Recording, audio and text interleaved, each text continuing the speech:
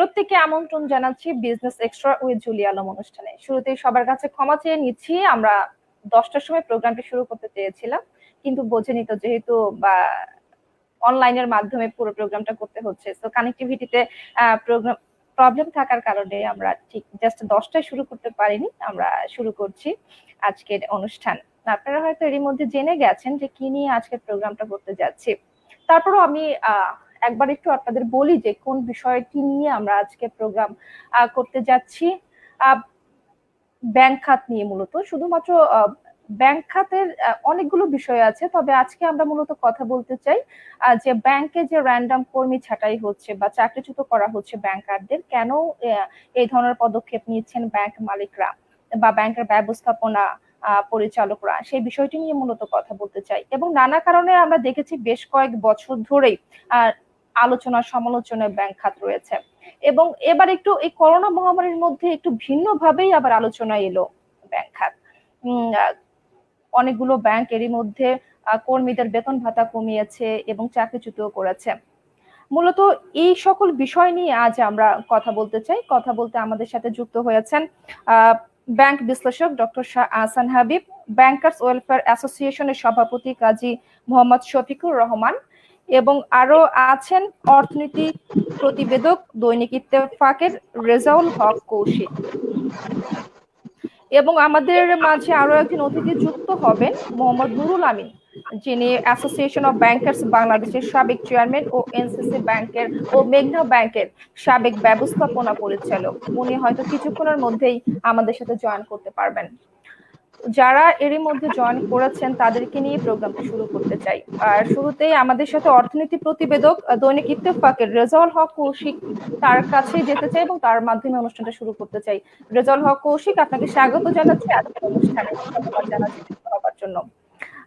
আপনি যেহেতু সারা বছরই অর্থনীতি নিয়েই কাজ করেন, বিশেষ করে ব্যাংক বিলে নানান রিপোর্ট করেন, আপনার কাছে একটু জানতে চাই, আপনি যেহেতু সরজমিনে বিভিন্ন ব্যাংকে যান, আসলে পরিস্থিতি কোন পর্যায়ে রয়েছে?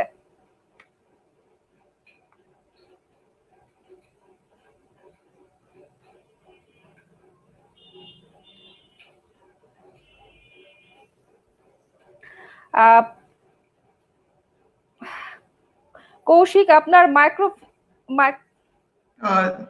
জি জি অন করেছি। ধন্যবাদ। শুরুতেই আমি বলতে চাই যে করোনার যে আর্থিক মন্দা বা যে অচল অবস্থা, সেটা শুধু ব্যাংকিং খাতে না, দেশের সব খাতে, এমনকি সারা বিশ্বেই এই মন্দাটা শুরু হয়েছে। বিশ্ববাসী এর আগে কখনো এত বড় মন্দা বা এরকম অর্থনৈতিক ক্ষতির মুখে পড়ার বিষয়টা দেখেনি। তো এরই পরিপ্রেক্ষিতে ব্যাংকগুলো তাদের কর্মীদের বেতন কমাচ্ছে, তাদেরকে ছাঁটাই করছে ব্যাংক থেকে।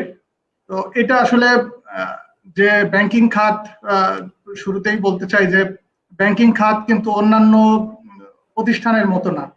একটা মুদি দোকান বা অন্যান্য যে ব্যবসা প্রতিষ্ঠান যেভাবে চলে, ব্যাংক কিন্তু সেভাবে চলে না। ব্যাংক একটা নির্দিষ্ট প্রসিডিউরের মাধ্যমে চলে। সবকিছু সেখানে নিয়োগ থেকে শুরু করে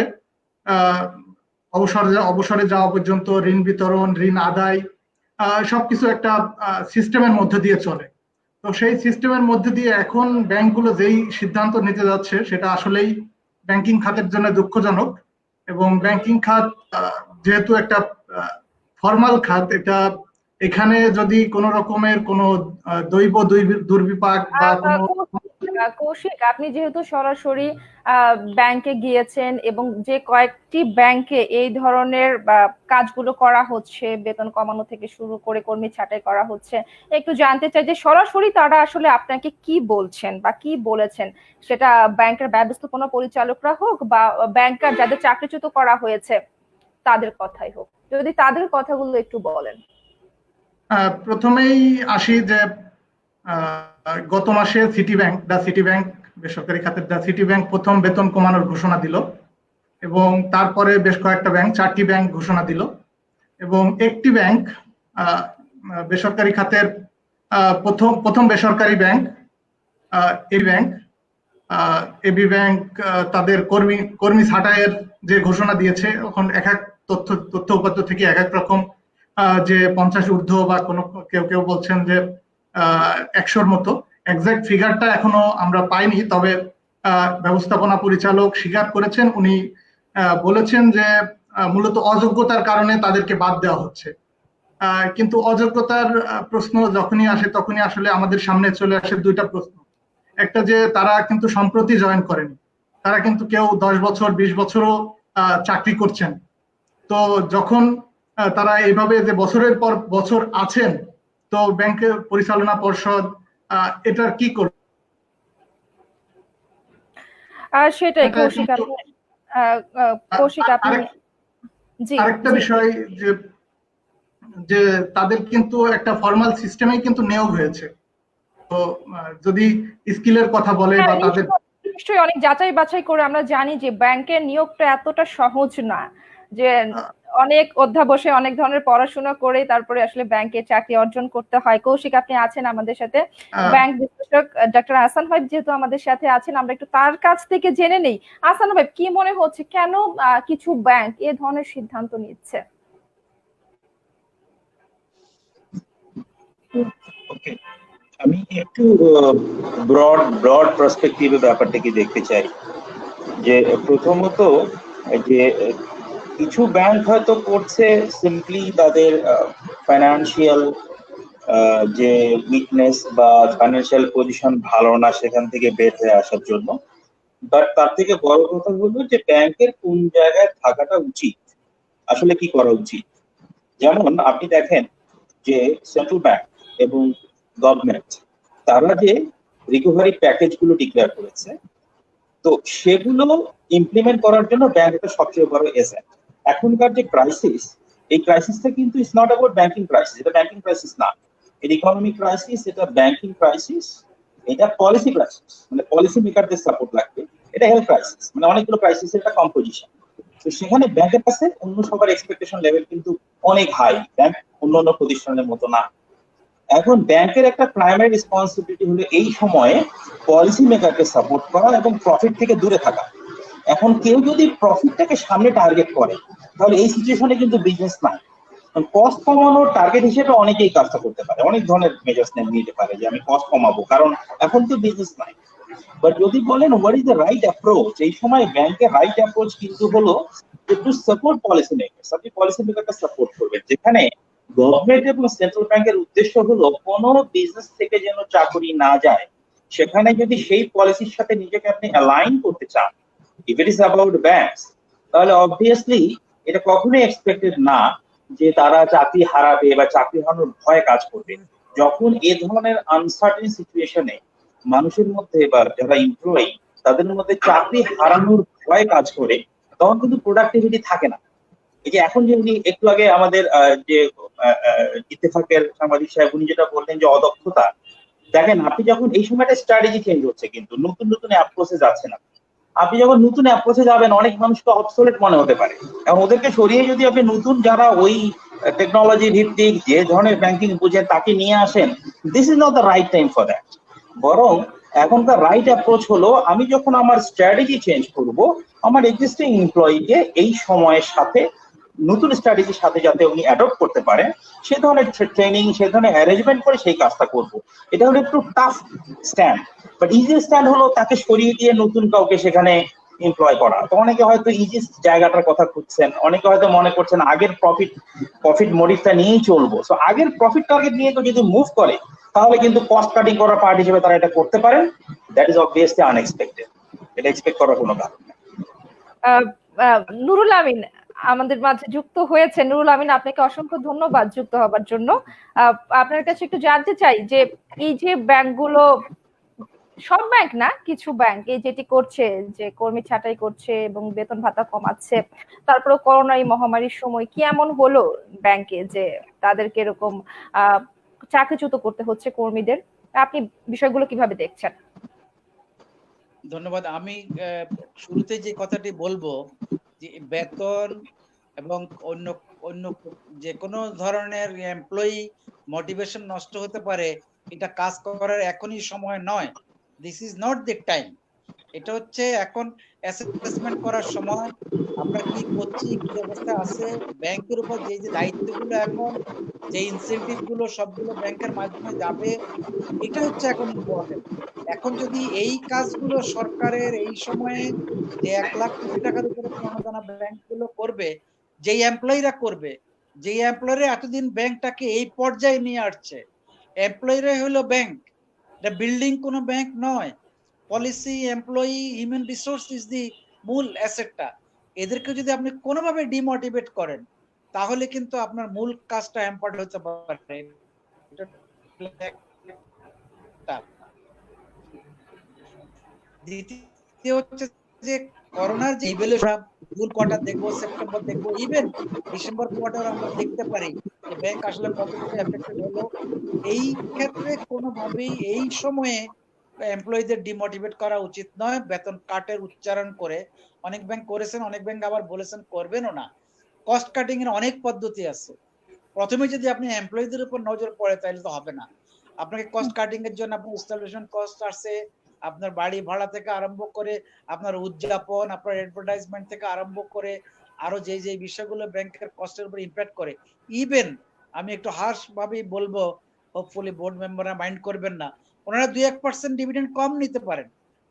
এটাও তো একটা তাদের ব্যাংকের স্ট্রেংথ ঠিক রাখার জন্য কাজে লাগতে পারে। হ্যাঁ, বেতন এমপ্লয়িরা শেয়ার করবেন, কিন্তু এমপ্লয়ীদের বেতন কাট করবেন এরকম শব্দ যখন বলেন তখন ওরা ডিমোটিভেটেড হয়।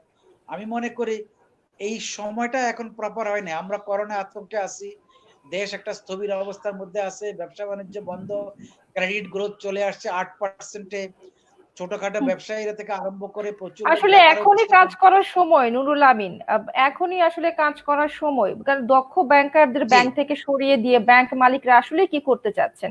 তারা হয়তো কম বেতনে অনেক কর্মী পাবেন, কিন্তু দক্ষ কর্মী কি তারা পাবেন? যেহেতু আমরা জানি যে ব্যাংকের উপরে অনেক চাপ রয়েছে। দেখুন, ব্যাংক কর্মীরা আস্তে আস্তে দক্ষ হন। যদি ব্যাংক কর্মীদের একমাত্র ব্যাংক যেখানে লেটারাল এন্ট্রি, যেখানে অন্য প্রফেশন থেকে, যেখানে সরকারি যে কোনো চাকরি থেকে এখানে আসা যায় না। এখন অনেক জায়গায় বেকার হচ্ছে, আপনি হয়তো লোক পাবেন, কিন্তু আপনি একজন ইঞ্জিনিয়ার দিয়ে, একজন সিভিল ইঞ্জিনিয়ার, একজন এরোনটিক্যাল ইঞ্জিনিয়ারকে দিয়ে তো ব্যাংক চালাতে পারবেন না। একজন উচ্চশিক্ষিত ডক্টরেট পিএইচডি দিয়ে ব্যাংক চালাতে পারবেন না। ব্যাংক চালানোর জন্য যে দক্ষতাটা দরকার সেটা কিন্তু আস্তে আস্তে হয়। অবশ্যই এই সময়ে আপনি অন্য লোক দিয়ে চালাবেন, কম এত বছর ধরে আস্তে আস্তে যে সকল কর্মীরা দক্ষ হয়েছিল তাদেরকে আসলে জি এরকম একটা দুর্যোগপূর্ণ মুহূর্তে তাদেরকে চাকরিচ্যুত করা হচ্ছে। আসলে এটা খুবই দুঃখজনক। নুরুল আমিন, আপনি আছেন আমাদের সাথে যেহেতু আর একজন অতিথি আছেন ব্যাংকার্স ওয়েলফেয়ার অ্যাসোসিয়েশনের সভাপতি কাজী শফিকুর রহমান, আমরা একটু তার কাছে শুনতে চাই। শফিকুর রহমান, এই বিষয়গুলোকে আপনারা কিভাবে দেখছেন, কি ভাবছেন আসলে? ধন্যবাদ আপনাকে। আসলে ইতিমধ্যে সব বক্তারাই সুন্দরভাবে বিষয়টাকে উপস্থাপন করেছেন এবং বাস্তবে নিরিখে কথাবার্তা বলেছেন। আমরা ব্যাংকার্স ওয়েলফেয়ার অ্যাসোসিয়েশন বাংলাদেশ থেকে এ ব্যাপারে আমাদের প্রতিক্রিয়া ব্যক্ত করেছি বিভিন্ন মিডিয়া, এমনকি 71 টেলিভিশন একটা প্রোগ্রামে বলেছি বা অন্যান্য মিডিয়াতে বলেছি। আসলে যে জিনিসটা হচ্ছে এটা পজিটিভ ভাবেই চিন্তা করা উচিত জিনিসটাকে। এটা একটা বৈশ্বিক মন্দা, এটা শুধু বাংলাদেশের জন্যই ব্যাপারটা না। আমাদের একটু পজিটিভ চিন্তা করতে হবে, একটু কাম থাকতে হবে। আর যেটা যথার্থই বলেছেন যে যারা আমাদের দক্ষ কর্মকর্তা, এই বাহিনী কিন্তু একদিনেই দক্ষতা অর্জন করেনি। তারা, আপনি যেটা বলেছেন যে প্রথমে চাকরিতে এসে তারা বিভিন্ন ট্রেনিং, বাস্তব ভিত্তিক অভিজ্ঞতা সঞ্চয় করে আজকে এই পর্যায়ে এসেছে। বর্তমানে মাননীয় প্রধানমন্ত্রী ঘোষিত প্রণোদনা বাস্তবায়ন করতে গেলে বিভিন্ন সেক্টরের এটা অত্যন্ত প্রয়োজনীয়, সেটা ইমপ্লিমেন্ট করতে গেলে দক্ষ কর্মীর প্রয়োজন আছে। তা আমরা এটা বিশ্বাস করি যে মালিক সংগঠন যারা ব্যাংকের আছেন তারাও এটাকে উপলব্ধি করবেন। আসলে এটা হয়তো ওনারা হঠাৎ করে আশঙ্কিত হয়ে গেছেন যে আমাদের বিরাট একটা ক্ষতি হয়ে যাচ্ছে। আসলে কিন্তু ব্যাংকের লাভ লোকসান কিন্তু পাশাপাশি যাবে, সবসময় কিন্তু সমান যাবে না। ব্যাংকের জন্মলগ্ন থেকে ক্ষতি হয়ে যাচ্ছে তাই বলে ব্যাংকের কর্মী ছাঁটাই করে বা লোকজন ছাঁটাই করে সেই ক্ষতি কি পোষানো সম্ভব? এক্স্যাক্টলি, স্টেডি গ্রোথ আমরা আশা করি এবং আমরা মনে করি কর্মী বাহিনীর মাধ্যমেই যে কোনো প্রোগ্রাম বাস্তবায়ন করা সম্ভব। এবং চ্যালেঞ্জ মোকাবেলা করা সম্ভব, যেটা আমরা আশা করছি। এবং বাংলাদেশ ব্যাংকও এটা কিন্তু বারবার উচ্চারণ করেছে যে এই সময় কর্মী ছাঁটাই না, ইনডাইরেক্টলি তারা বলেছে যে বর্তমানে যে প্রণতা সেটাকে ইমপ্লিমেন্ট করা অত্যন্ত জরুরি। ব্যাংকে অত্যন্ত কাম এবং সুচিন্তিত ভাবে নতুন স্ট্র্যাটেজি নিয়ে মানে এগিয়ে যেতে হবে, যাতে করে সামনের দিকে তারা পজিটিভ রেজাল্ট পেতে পারে। তো কর্মী ছাঁটাই বা বেতন ভাতা কমানো, এটা কিন্তু আমরা সবসময় বলে আসছি, এটা কিন্তু কোনো ফল বয়ে আসবে না। এতে ব্যাংক কর্মীরা ডিমোরাটাইজ হবে, তারা ডিমোটিভেটেড হবে, কাজে উৎসাহ হারিয়ে ফেলবে, একটা ভীতি কাজ করবে। ইতিমধ্যে প্রত্যেক ব্যাংকে কিন্তু ভীতি কাজ করছে। তবে একটা অবশ্যই আশার বিষয় যে আমাদের কয়েকটা ব্যাংক মাত্র এই কথা চিন্তা করছে, অধিকাংশ ব্যাংকই কিন্তু পজিটিভ চিন্তা করছে। তারা ভাবছে যে ব্যাংকে কর্মী বাহিনীকে উজ্জীবিত করাই তাদের লক্ষ্য। আমি একটু উদাহরণ দিই। যে কয়েকটি ব্যাংকে এগুলো এটা করা হলো বা হচ্ছে, সেই সমস্ত কর্মীরা বা ব্যাংক কর্মীরা এখন কি করবেন? তারা কি এইরকম মুহূর্তে অন্য কোথাও জব পাবেন কিনা, ঠিক এরকম একটা সময়?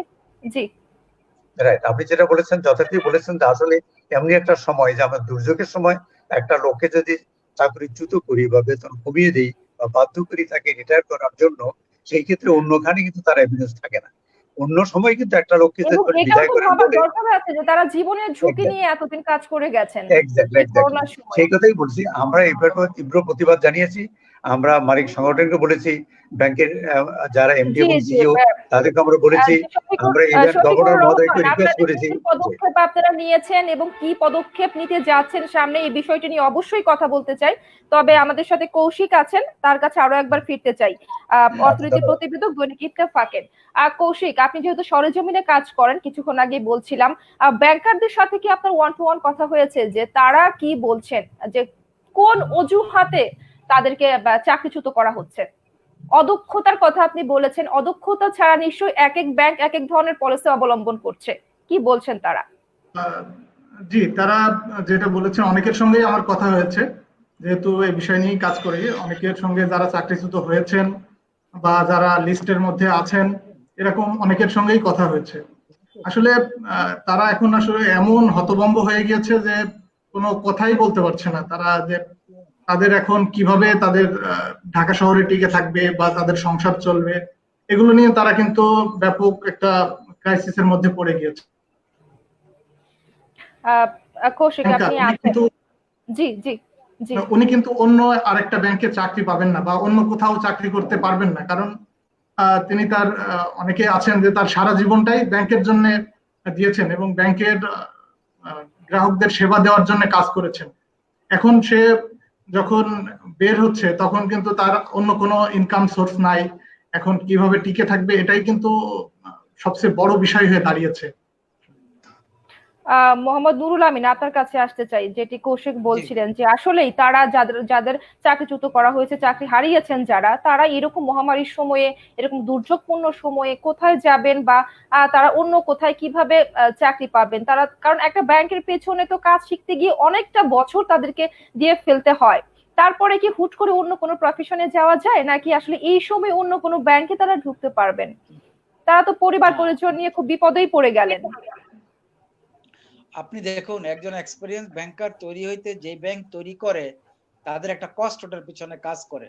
আমরা সবসময় কেপিআই বলে একটা জিনিস হিসাব করি, এটা হলো কি পারফরমেন্স ইন্ডিকেটর। সেখানে অনেক ইন্ডিকেটরের মধ্যে একটা ইন্ডিকেটর থাকে, একটা ব্যাংকে পার এমপ্লয়ি এক্সপেন্স কত, একটা ব্যাংকের পার এমপ্লয়ি আর্নিং কত।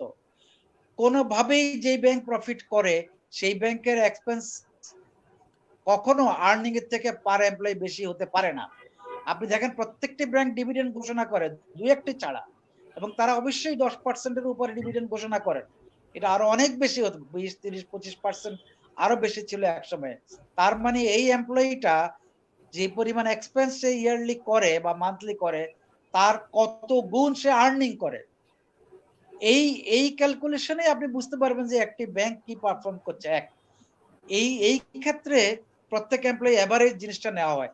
সবসময় কিছু দুর্বল এমপ্লয়ি থাকেন, তারা কেউ না কোনো সময়ে। নুরুল আমিন, আমাদের ফেসবুকে কিছু কমেন্ট আসছে, আমি যদি একটু পড়ি। সাইফুজ্জামান সাইদ, তিনি লিখেছেন, পারফরমেন্স নাই এই অজুহাতে চাকরিচ্যুত করা হয় অধিকাংশ প্রতিষ্ঠানে, কিন্তু রেফারেন্স ওয়ালা নন পারফর্মার বহাল তবিয়তে থাকে। আসলে কি তাই? এটা তো সুশাসনের ব্যাপার। আপনি ড্যামেজ এবং গেইন সবার জন্য সমানভাবে রুলামিন অ্যাপ্লাই আপনাকে আর করছেন। একটু থামাই, আরেকটা কমেন্ট এসেছে, আমি একটু যদি সেটাও একটু পড়ি। কাবেরী মৈত্র তিনি লিখেছেন, ব্যাংক মানেই তো সেবা, সেখানে করোনাকালীন ব্যাংকারদের ঝুঁকি ভাতা দেবার যৌক্তিকতা কি? কেননা তারা তো যে কোনো পরিস্থিতিতে সেবা দেওয়ার মানসিকতা দিয়েই তো আসে এই পেশায়। এগুলোকে ব্যাংকের খরচ বাড়াবে না যদি প্রশ্নের উত্তরগুলো জানা যেত? নুরুল আমিন। জি, আমার মনে হয় কাবেরী মৈত্রী সবসময় ইকোনমিক রিপোর্টিং করে, সে কি করে হ্যাঁ এভাবে হ্যাঁ হ্যাঁ চিন্তাটা করলো এটা আমি মনে করি এই এই সময়ে যাদের বেতন কাটার কথা হচ্ছে সেখানে উল্টা ঝুঁকি ভাতার প্রসঙ্গ তো আসেই না, তাদেরকে বরং দেওয়া উচিত, বরং দেওয়া উচিত। যেখানে রাখাই এরা হচ্ছে হচ্ছে না ব্যাংকে। হ্যাঁ। ফ্রন্ট হুম, হুম। লাইনার, পুলিশ, ডাক্তার, ব্যাংকাররা কিন্তু অলমোস্ট প্রতিদিনই খোলা ছিল, সাধারণ ছুটির সময় ওরা খোলা ছিল।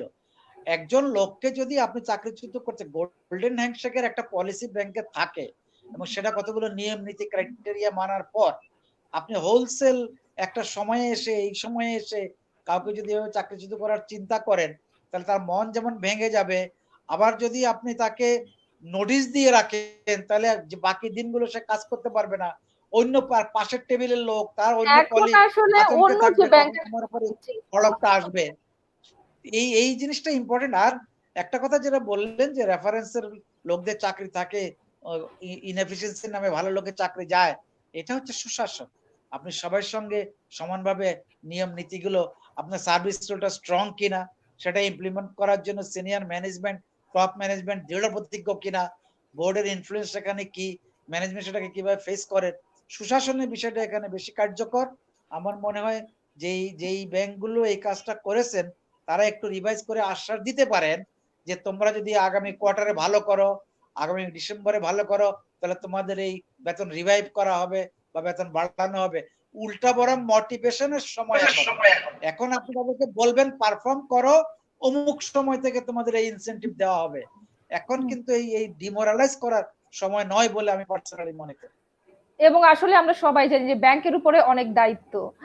আপনি যেটি বলছিলেন যে সরকারের যে প্রণোদনা প্যাকেজ ঘোষণা করেছে সেটার পুরো ভারটাই আসলে ব্যাংকের উপরে, এবং একই সাথে আগামী অর্থ বছরের জন্য যে ঘাটতি বাজেট রয়েছে 85,000 কোটি টাকার মতো, সেটাও আসলে ব্যাংকের মাধ্যমেই আহ, ধরা হচ্ছে যে ওখান থেকে সরকার ঋণ নিবেন। এত, জি জি, তাহলে এত যখন আরো ব্যাংকের উপরে দায়িত্ব রয়েছে, তাহলে তো এখানে দক্ষ কর্মীর বা দক্ষ কর্মকর্তার তো নিঃসন্দেহে অনেক প্রয়োজন।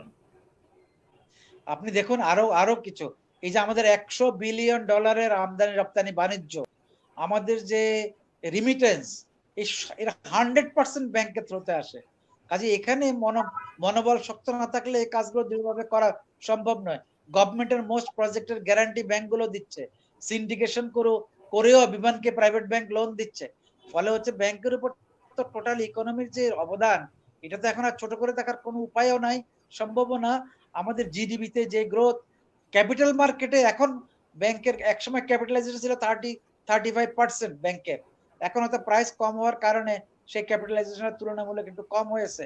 ফলে ব্যাংকরা আপনি কোনোভাবেই এই এই এই এই বড় অবদানের থেকে নিচের দিকে টেনে নামানোর কোনো চেষ্টা করা উচিত না, আরো সামনের দিকে এগিয়ে যাওয়ার জন্য বরং মনোবল জোগাড়, সাহস বাড়ানো উচিত বলে মনে করি। নিশ্চয়ই আহসান হাবিব, আপনার কাছে আসতে চাই। আপনি শুনছিলেন নুরুল আমিনের কথা, কিছু যোগ করতে চান? আসলে কি বলবেন, যেটি বলা হচ্ছে যে খরচ বাঁচানোর জন্য কর্মী ছাঁটাই করতে হবে, এইটা আসলে কতটুকু যুক্তিতে পড়ে?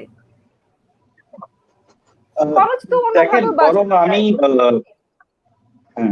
কথা হলো কস্টটা আমি শর্ট টার্মে চিন্তা করছি না লং টার্মে চিন্তা করছি, দ্যাট ইজ ভেরি ইম্পর্টেন্ট। যে আপনি যদি ওই যে যেটা বললাম যে আপনি যদি ইমিডিয়েট প্রফিটের কথা চিন্তা করেন, একটা শর্ট টার্ম স্ট্র্যাটেজি হতে পারে যেদিকে সকল কস্ট কমানো, তার একটা জায়গা হিসেবে বিবেচনা করা হচ্ছে হলো আপনার কর্মী ছাঁটাই বা এই ধরনের স্টেপ, যেটা আনএক্সপেক্টেড। এখানে দুটো জিনিস, একটা হলো প্রথমত আপনি যদি লং টার্ম বেনিফিটের কথা ভাবেন তাহলে আমরা বলি এ সময়ে বরং অন্য সময় বলা হয় যে ব্যাংক, এখনকার লিটারেচার যদি দেখেন তাহলে বলবেন যে ব্যাংকের এখন সবচেয়ে বড় অ্যাসেট কিন্তু এমপ্লয়ি। তাদেরকে এনকারেজ করা, তাদেরকে ইনসেন্টিভ দেওয়া, বোথ নেগেটিভ এন্ড পজিটিভ, তাদেরকে আপনার ইন্সপায়ার করার চেষ্টা করা যাতে প্রোডাক্টিভিটি বাড়ে, তারা যাতে নতুন সিচুয়েশনের সাথে নিজেকে অ্যাডজাস্ট করতে পারে। This is another. আর একটা এডিশনাল মানে যেটা লং টার্মে বেনিফিটটা আসবে, সে investment time for the investment. আর আরেকটা ইন্টারেস্টিং জিনিস হলো, আপনি যদি আগের বিভিন্ন সারা জীবনের আগের ক্রাইসিস গুলো অবজার্ভ করেন তাহলে একটা শব্দ আমরা ব্যবহার করি, আজকেও আমাদের একটা প্রোগ্রাম ছিল কর্পোরেট গভর্নেন্সের উপরে, এটাকে বলে রেগুলেটরি ব্যাকল্যাশ। তার মানে রেগুলেটররা কিন্তু সবসময় আপনার উপর এটা বলবে না, সবকিছু বলবে না, এটা করেন এটা করেন এটা করেন, কিন্তু এটা কিন্তু অবভিয়াস। রেগুলেটর এবং গভর্নমেন্টের এক্সপেকটেশন হলো কারো চাকরি যাবে না, বিজনেস দাঁড়িয়ে যাবে, ব্যাংকাররা পলিসি মেকারকে হেল্প করবে, এটাই তো এক্সপেকটেশন। রেগুলেটরি ব্যাকল্যাশ যেটা মিন করছি, লাস্ট ক্রাইসিসের সময় আপনি খেয়াল করেন যখন ব্যাংকাররা আপনার রেগুলেটরদের এক্সপেকটেশন অনুযায়ী কাজ করেনি, ক্রাইসিস শেষ হওয়ার সাথে সাথেই যে সমস্ত ব্যাংক বিপদে পড়েছে তাদেরকে কিন্তু রেগুলেটর হেল্প করেনি, বরং একটা কমপ্লায়েন্স রিস্ক নামে একটা বড় রিস্কের বার্ডেন ব্যাংকগুলোর উপর চলে এসছে। আমার মনে হয় আমাদের ব্যাংকের, বাংলাদেশ সহ সারা পৃথিবীর ব্যাংকারদের মনে রাখা দরকার যে পলিসি ডিরেকশনে যদি আমি কাজ না করি তাহলে কিন্তু একটা রেগুলেটরি ব্যাকল্যাশ এক সময় আসে, আমি কিন্তু বিপদে পড়তেই পারি, কারণ এটা এমন একটা আনসার্টেন সময় যখন রেগুলেটর বা গভর্নমেন্টের সাপোর্ট ইজ ভেরি ইম্পর্টেন্ট। তো তখন কিন্তু এই জাজমেন্টটাই বড় করে আসার কথা যে আমি কতটা গভর্নমেন্ট ডিরেকশনে, রেগুলেটরি ডিরেকশনে কাজ করেছি, এর বাইরে কাজ করেছি কিনা। সুতরাং যদি এখন কারো মনে হয় যে গভর্নমেন্টের ডিরেকশনে, পলিসি ডিরেকশনে তাদের চাওয়া অনুযায়ী কাজ করা costly, let me remind you, যদি ওনাদের ডিরেকশনে কাজ না করি that could be even costly, আরো বেশি হতে পারে, সেটা সময়ের ব্যাপার। সো এখন আমাদের কাছে অপশন একটাই, please consider this as an investment time, investment period. এবং সবচেয়ে ভালো ইনভেস্টমেন্টের জায়গাটা কিন্তু এমপ্লয়ি, তাদেরকে এনকারেজ করা, স্ট্র্যাটেজি পরিবর্তন যদি করেন সেটার সাথে তারা যাতে নিজেকে অ্যাডপ্ট করতে পারে সেই অনুযায়ী ওদেরকে ট্রেন করা, তাদেরকে সাপোর্ট করা, সবার মধ্যে থেকে জব ইনসিকিউরিটিকে সরিয়ে দেয়া যাতে তারা রাইটলি পারফর্ম করতে পারে, তাহলে সেটা লং টার্ম কস্টটাকে মিনিমাইজ করবে। আপনি শর্ট টার্ম বেনিফিটের জন্য যদি আমার মনে হয় আপনি এমপ্লয়ি ছাড়াই এর মধ্যে এই কাজগুলোতে দেন, আপনি একটা রেপুটেশন এফেক্টেড হবে, একটা রেগুলেটর এবং গভর্নমেন্টের যে অবজেক্টিভ সেটার সাথে এটা অ্যালাইন্ড হবে না, এবং আপনি কিন্তু যে কোনো সময় মানে সবাই ভাই মানুষ এটাকে পজিটিভলি নেবে না, because reputation issue as well. So আপনি কিন্তু রেগুলেটরি ব্যাকল্যাশেরও মুখোমুখি হবেন maybe in the coming days. জি, আমরা একটু কাজী এমডি শফিকুর রহমানের কাছে আবারও ফিরতে চাই। শফিকুর রহমান, ব্যাংকাররা আসলে কি বলছেন তারা আপনাদের কাছে, এবং আপনারা কি ভাবছেন যে কি ধরনের সলিউশন হতে পারে বা পদক্ষেপ কি নিয়েছেন বা নিতে যাচ্ছেন? ধন্যবাদ আপনাকে। আমরা ইতিমধ্যে আসলে প্রত্যেকটা অফিসার, প্রত্যেক ব্যাংকের অফিসের সঙ্গে তারা কিন্তু ভয়ে ভীতগ্রস্ত। তারা মনে করছে যে কোনো মুহূর্তে তাদের জব যেতে পারে অথবা স্যালারি কাট হতে পারে। আসলে আমরা ব্যাংকার্স ওয়েলফেয়ার অ্যাসোসিয়েশন বাংলাদেশ থেকে বিভিন্ন আমাদের যারা সদস্য, এমনকি অন্যান্য ব্যাংকিং কমিটি থেকে যেসব আবেদন এসেছে বা তাদের কমেন্ট এসেছে, আমরা সেটার মূল্যায়ন করেছি এবং সেই মর্মে আমরা কিন্তু বিএবি কে, ব্যাংকার্স অ্যাসোসিয়েশন বাংলাদেশ যারা মালিক সংগঠন, তাদেরকে চিঠির মাধ্যমে অনুরোধ করেছি। আমাদের বিভিন্ন এমডি এবং সিও কে আমরা চিঠি লিখেছি। তারপরে সরাসরি গভর্নর মহোদয়কে আমরা রিকোয়েস্ট করেছি যাতে এটাকে একটা পলিসি ডিসিশন নিয়ে আগানো যায়, যাতে করে ব্যাংকিং সেক্টর নেগেটিভ না হয়। এর মধ্যে কিন্তু আমাদের বক্তারা সুন্দরভাবে উপস্থাপন করেছেন যে আসলে ব্যাংকের কর্মী এই সময় কিন্তু উৎসাহিত করা দরকার। তাদেরকে কোনো অবস্থাতেই তারা আগ্রহ হারিয়ে ফেলে, আশঙ্কাগ্রস্ত থাকে, দুশ্চিন্তায় থাকে, এরকম পরিবেশ যেন সৃষ্টি না হয়। কারণ তাদের এখন নতুন করে চিন্তা করতে হবে বা স্ট্র্যাটেজি চিন্তা করতে হবে কিভাবে আমরা এই মন্দাকালীন সময়টা পার করতে পারি এবং সামনেটাকে উত্তরণ করতে পারি। আমি একটু উদাহরণ দিতে চাই। আইসিআইসিআই ব্যাংক ভারতে ইতিমধ্যে প্রত্যেক কর্মকর্তাকে 8% স্যালারি বাড়িয়ে দিয়েছে। কারণ তারা একটা কথাই বলছে, তাদের উৎসাহ দেয়। এটা কিন্তু একটা নজিরবিহীন। আমরা বলছি এই জন্য যে আইসিআইসিআই ব্যাংক কিন্তু নাম করা প্রাইভেট ব্যাংক, তারা কিন্তু বুঝতে পারছে যে এই সময়টা যেটা পূর্ববর্তী বক্তারা সুন্দরভাবে উপস্থাপন করেছে, আমি কিন্তু বলার অপেক্ষা রাখে না যে যদিও এটাকে আবার নতুন করে বলতে হচ্ছে যে আসলে এইটাই সময় যে কর্মকর্তাদেরকে উদ্দীপিত করে, তাদেরকে উৎসাহিত করে নতুন ভাবে কর্ম পরিকল্পনা করা দরকার। আর প্র্যাকটিক্যাল আসপেক্টে যেসব জায়গায় আপনার জি, এক্সপেন্ডিচার শফিকুর রহমান, কমানো যায়। একটা বিষয় নিয়ে কি আপনারা কথা বলেছেন? বিএবির পক্ষ থেকে কিছুদিন আগে আমরা যেটি দেখলাম যে 13 দফা সুপারিশ দেওয়া জি হয়েছে। জি বেতন কমানো সহ আরো অনেকগুলো সুপারিশ ছিল, যদিও সেখানে রাইট। ছাঁটাইয়ের বিষয়টি ছিল না। এই বিষয়টি নিয়ে কি আপনার কথা বলেছেন যে এই ধরনের সুপারিশ কেন দিল বিএবি, বা না অনেক এটা ব্যাংক সেগুলো মানতে না, শুরু করেছে? বিএবির বক্তব্য ছিল তারা বলতে চাচ্ছে আমরা একটা রেকমেন্ডেশন দিয়েছি, এটা ইমপ্লিমেন্টেশন করার দায়িত্ব নিজ নিজ ব্যাংকে, তাদের যারা পরিচালনা পর্ষদ আছে এবং যারা ম্যানেজমেন্টে আছে। কিন্তু দেখা গেল আস্তে আস্তে দুই একটি ব্যাংক এটা কিন্তু ইমপ্লিমেন্ট করছে, এবং এখনো সব আমাদের এমপ্লয়ির আতঙ্কিত যে আসলে আস্তে আস্তে তারা বোধহয় ইমপ্লিমেন্ট করেই যাচ্ছে। এই জিনিসটা কিন্তু ঠিক না। আমরা বারবার বলেছি যে আসলে এক্সপেন্ডিচার কার্টেল করার অনেকগুলো জায়গা আছে। যেমন আপনি ধরুন যে একটা ব্যাংকের এস্টাবলিশমেন্ট কস্ট, যেমন ভাড়া যদি আমরা চিন্তা করি, অনেক পশ বিল্ডিং নেওয়া হচ্ছে যেখানে অনেকগুলো ডিপার্টমেন্টকে আরো স্থানান্তর করা যেতে পারে। যেখানে দেখা যাচ্ছে দুইটা ডিপার্টমেন্ট কাজ করছে, ইচ্ছা করে কিন্তু 4টা বা 5টা ডিপার্টমেন্টও সেখানে সংকলন করা সম্ভব। এই জাতীয় স্টেপ কিন্তু অনেকে নিচ্ছে। উদাহরণস্বরূপ একটু বলি, এমটিপি কিন্তু তাতে এমটিপি স্কোয়ার, যেটা আপনার গুলশান তেজগাঁ লিংক রোডে অবস্থিত, 5 কোটি টাকা বছরে তাদের খরচ ছিল, তারা এই বিল্ডিংটা ছেড়ে দিয়েছে। এটা কিন্তু একটা বিরাট উদাহরণ। আমি মনে করি এই জাতীয় চিন্তা করা কিন্তু উচিত, যেখানে খরচ কমানো যায়, প্র্যাকটিক্যাল আসবে। আরেকটা হতে জি, পারে, তারপরে তো বিএবি উল্লেখ করেও দিয়েছে যে বিদেশ ভ্রমণ হ্যাঁ করা যাবে না অকারণে। রাইট রাইট এক্স্যাক্টলি, বিদেশ ভ্রমণ, তারপরে ধরুন ফরেন ট্রেনিং গুলো, সেটাও আমরা বন্ধ হুম, করাতে হবে আপাতত। হুম, আরেকটা জিনিস যেটা বলেছে তারা, যে আমরা যেটা বলতে চাই যে এক্সপেন্ডিচার কমানো, যেমন হয়তো সরকারের কাছে আবেদন করতে পারে কর্পোরেট ট্যাক্সটা কমানো যেতে পারে। এই একটা মন্দাকালীন সময় হয়তো এটা আবেদন করে সরকার বিবেচনা করতে পারে। তারপরে ধরুন কিছু কিছু জায়গায়, যেমন আপনার আহ, ছোটখাটো যেসব ঋণ হয়, কনজিউমার ঋণ, কনজিউমার লোন, কনজিউমার লোনে কিন্তু ইন্টারেস্ট রেটটা একটু বাড়িয়ে দিতে পারে, যেহেতু এখানে সুপারভাইজারি কস্টটা বেশি। এই জাতীয় আমরা কিছু কথা বলেছি।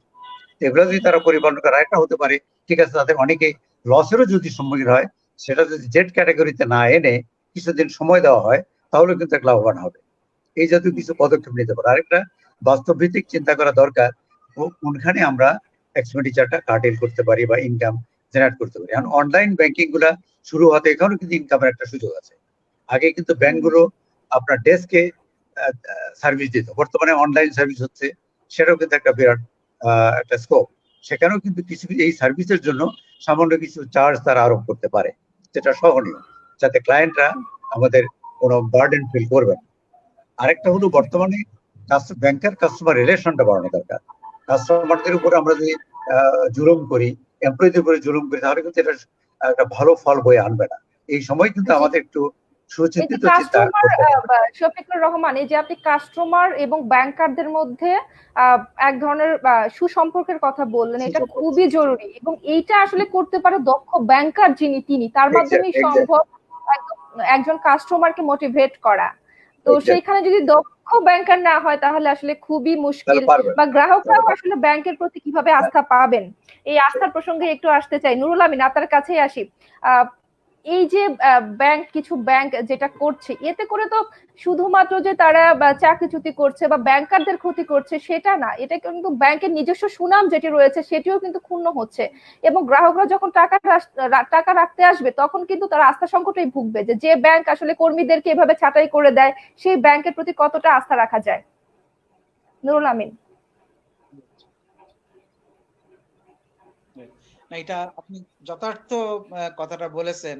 যখনই কোনো ব্যাংকে কস্ট কাটিং, কর্মচারী বেতন, কর্মচারী তো ডিমোটিভেটেড হয়ই, কাস্টমাররাও, তাদের ক্লায়েন্টরাও একটু চিন্তা করতে শুরু করে এই ব্যাংকটার অবস্থা কি খুব খারাপ, যে এমপ্লয়ীদের বেতন কাটতে হচ্ছে, তাহলে কখন আমাদের ডিপোজিটের রেট কি পাবো, ট্যাক্স বেড়ে যাবে কিনা, আমাদের এক্সাইজ ডিউটি বাড়াই দিবে কিনা, সার্ভিস চার্জ বাড়াবে কিনা, এই চিন্তায় ওরা থাকবে। এক। দ্বিতীয় আরেকটি জিনিস হচ্ছে যে, দেখুন আমি একটু অন্যভাবে বলবো, এটা অ্যাটিটিউডের একটা ব্যাপার আছে। পজিটিভ অ্যাটিটিউডের লোক সবসময় চিন্তা করে যে I have solution for every problem. আর যদি আপনার অ্যাটিটিউডটা নেগেটিভ হয়, তাহলে you see problem in every solution. আপনি সলিউশনের দিকে নজর দিলেই মনে করবেন খালি সমস্যা, খালি সমস্যা। আপনাকে এর মধ্য থেকে বেরোয় আসার জন্য যাদেরকে ঠিক রাখা দরকার তারা হচ্ছে মূলত এমপ্লয়ি।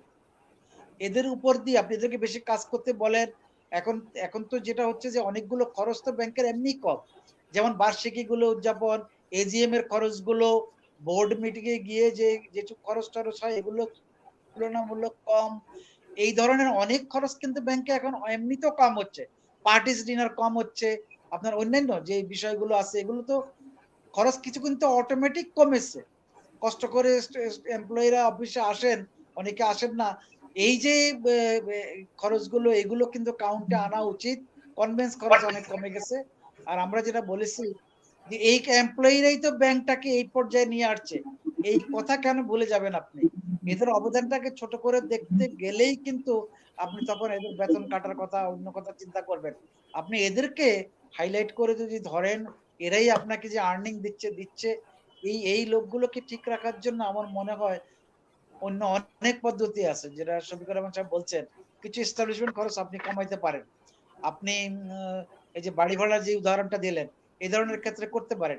আপনি যদি অনেক ব্যাংক কিন্তু করেছে, যদি 100টা ব্রাঞ্চ থাকে, 100টা ব্রাঞ্চে চিঠি দিয়ে বাড়ির মালিকরে বলা হয়েছে যে ভাই আমাদেরকে এই সময়ে এত টাকা করে একটু কমায় দেন।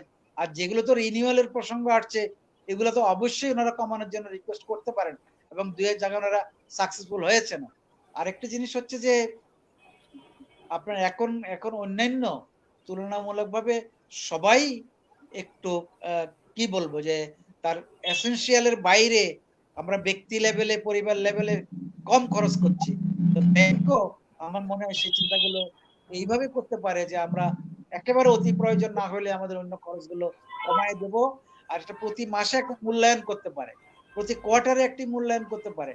বেতন কমানোর চিন্তাটা প্রথমেই মাথায় আসলে এমপ্লয়িরা একটু ডিমোটিভেটেড হয়। আমার মনে হয় যেই এমপ্লয়ি ব্যাংকের অ্যাসেট, তারা যেই এমপ্লয়ি ব্যাংকটাকে আজকে এই পর্যায়ে নিয়ে আসছে, এবং এখানে আসলে এই 30 ধরনের বছরের পুরনো জি, কর্মী 30 ছাঁটাইয়ের মতো বছরের পুরনো ব্যাংক আছে, 20 বছরের পুরনো ব্যাংক আছে।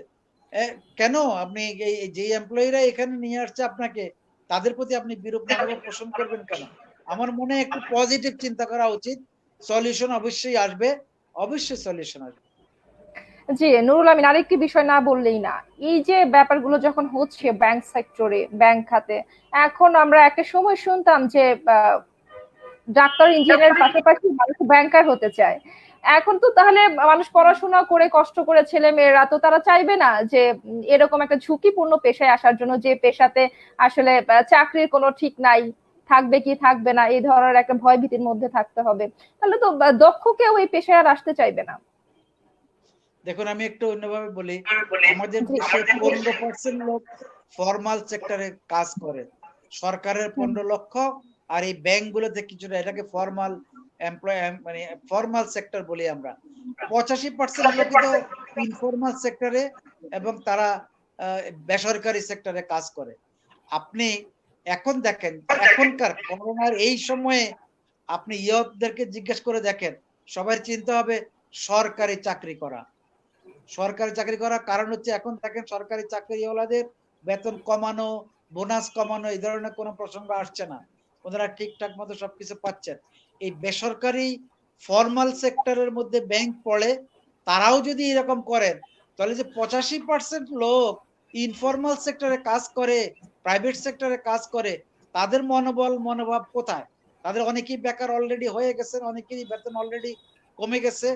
ব্যাংক একটা অর্গানাইজ সেক্টর, এখানে একটা ক্যাডার গ্রুপ অলরেডি আসার জন্য অনেকেই এখন এসেছেন।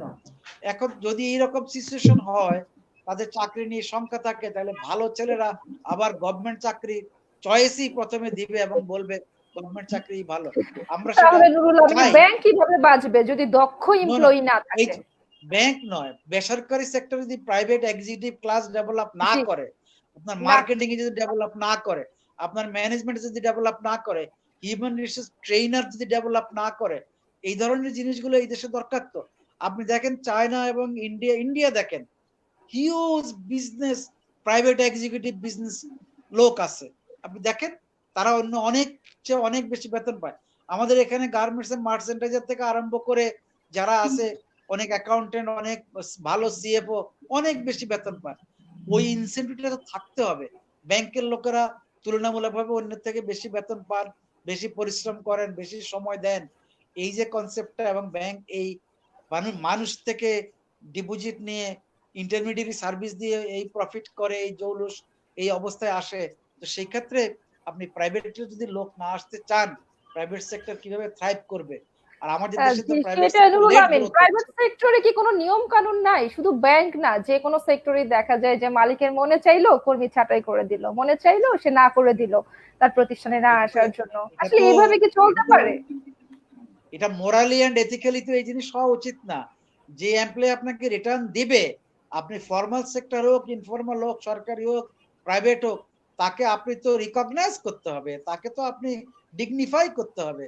আপনি এইভাবে যদি মানে অ্যাব্রাপ্টলি ক্ষমতা বা আপনার পাওয়ারটা অ্যাবিউজ করেন, তাহলে তো সব ক্ষেত্রেই আপনি যখন তখন আপনার ড্রাইভারকে বিদায় করে দিবেন, সে ভালো কাজ করবে, যখন তখন কি আপনি প্রাইভেট একটা এমপ্লয়ি বিদায় করে দিবেন?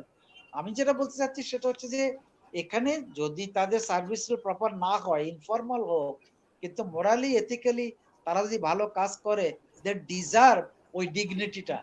এটা এস্টাবলিশ হইলেই কিন্তু প্রাইভেট এক্সিকিউটিভ ক্লাস ডেভেলপ করবে, যেটা আমাদের দেশে খুবই দরকার। আমরা এই যে গার্মেন্টস এর কমার্শিয়াল গুলো, একজন মালিকের চেয়ে একজন কমার্শিয়ালের অবদান কিন্তু কম নয়। এটা তারা জানে, তারা ব্যাংকে ডিল করেন, পেপার রেডি করেন, এই কাজটা এইটা তো একটা বিজনেস এক্সিকিউটিভ ক্লাস। এই ধরনের অনেক জায়গায় আছে। আপনি বিদ্যুৎ ক্ষেত্র প্রাইভেটে দিচ্ছেন, আপনি রেল প্রাইভেটকে দিয়ে চালাতে চাচ্ছেন, আপনার রিক্রুটমেন্টের এন্টায়ার কাজটা প্রাইভেট করে, এন্টায়ার ট্রান্সপোর্টেশন সেক্টর প্রাইভেটের হাতে। এই এইখানে যদি ম্যানেজমেন্টের দক্ষ লোক ডেভেলপ না করে, ভালো ছেলেরা আসতে না চায়, তাদের জীবন মান যদি এখানে এসে সংখ্যার মধ্যে পড়ে, তাহলে সবাই সরকারি চাকরির দিকে ঢুকলে প্রাইভেট এক্সিকিউটিভ ক্লাসটা পূরণটা কিভাবে হবে, সেটাই আমার বিষয়। জি নুরুল আমিন, চমৎকার করে আপনি বলেছেন। আবারও ফিরবো আপনার কাছে। আহসান হাবিব, আপনার কাছে আসতে চাই। আপনি নুরুল আমিনের কথা শুনছিলেন, উনি খুব চমৎকার করে ব্যাখ্যা করছিলেন, শুধু ব্যাংক না বেসরকারি খাত নিয়ে উনি বলছিলেন।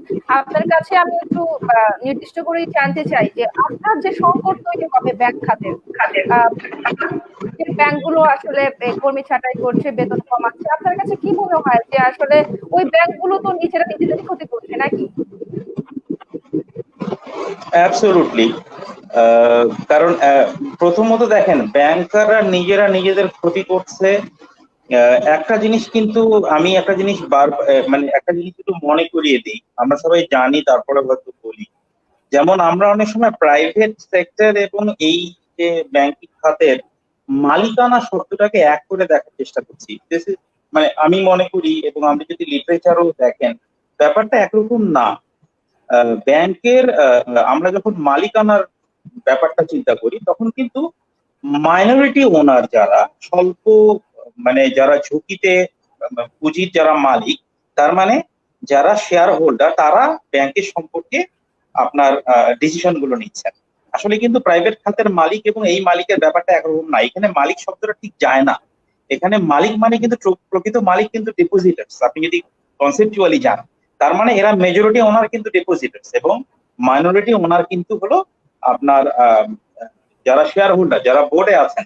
তো ওনারা যখন ডিসিশন নেন পুরো সেক্টরে, পুরো ব্যাংকের উপর, তখন অনেক সময় সবার জন্য সেটা সুপার ডিসিশন নাও হতে পারে। সেজন্যই কিন্তু ব্যাংকস আর হাইলি রেগুলেটেড। সেজন্যই কিন্তু রেগুলেটর কি চায়, that is very important for banks. সেজন্যই কিন্তু পলিসি মেকার কি চায় সেটা ব্যাংকের ক্ষেত্রে এনফোর্স করা ইজ এসেনশিয়াল। এবং সেটা ব্যাংকের ভালো বলতে, ব্যাংকের ভালো কি, এটা কিন্তু শুধু বোর্ড ডিসাইড করার ইস্যু না। কারণ বোর্ডরা কিন্তু মাইনরিটি ওনার, যেটা আমি আগে বললাম, মেজরিটি ওনার কিন্তু ডিপোজিটার্স। এবং সেক্ষেত্রে ব্যাংকের ভালোর ব্যাপারটা অনেক ক্ষেত্রে রেগুলেটরদের ডিরেকশনের কাছ থেকে আসবে, এবং সেটা কিন্তু সেজন্যই কিন্তু এত এক্সপেকটেশন। সুতরাং একটা প্রাইভেট সেক্টরে একজনের চাকরি চলে যাওয়া আর সরকারি মানে ব্যাংকে একজনের চাকরি চলে যাওয়াকে কিন্তু এক করে দেখার কোনো কারণ নাই যে ওনার মনে করলাম চাকরি চলে যাবে প্রাইভেট সেক্টরে, বিকজ সেটা তার নিজের টাকা দিয়ে ব্যবসা করে। অনেক ক্ষেত্রে সেটার একটা জাস্টিফিকেশন আপনি খুঁজতেও পারেন, মানবিকতার ব্যাপারটা যখন মানে টেনে আনতে পারেন। এখানে কিন্তু সিনারিও ডিফারেন্ট। ব্যাংক কিন্তু it's a collective ownership of depositors and আপনার সো কল্ড ওনার, যাদেরকে মালিক বলি আমরা। কেন নিউজ পেপারে তাকে মালিক লিখে এটাও আমি জানি না। যদি আমরা বলি মালিক বা মালিক পক্ষ বলতে তাদেরকে মিন করি, ওনারা প্র্যাকটিক্যালি মাইনরিটি ওনার্স। তো এই কথাটা যখন মাথায় খুব ভালো করে ঢোকেন, এটা যদি আমরা ঢোকাতে পারি, তাহলে কিন্তু মানে মাইনরিটি ওনাররা তখন ডিসিশন নেওয়ার সময় চিন্তা করবে it is about the entire bank. তার মানে নিজের স্বার্থের ব্যাপারটা শুধু না, এন্টায়ার ব্যাংকের স্বার্থের ব্যাপারটা। আর ব্যাংকের স্বার্থ কখনো শর্ট টার্ম না, ইটস লং টার্ম সাস্টেইনেবিলিটি। তো লং টার্মে যখন ব্যাংকের স্বার্থের কথা আমরা ভাববো, তখন regulator is the main factor. All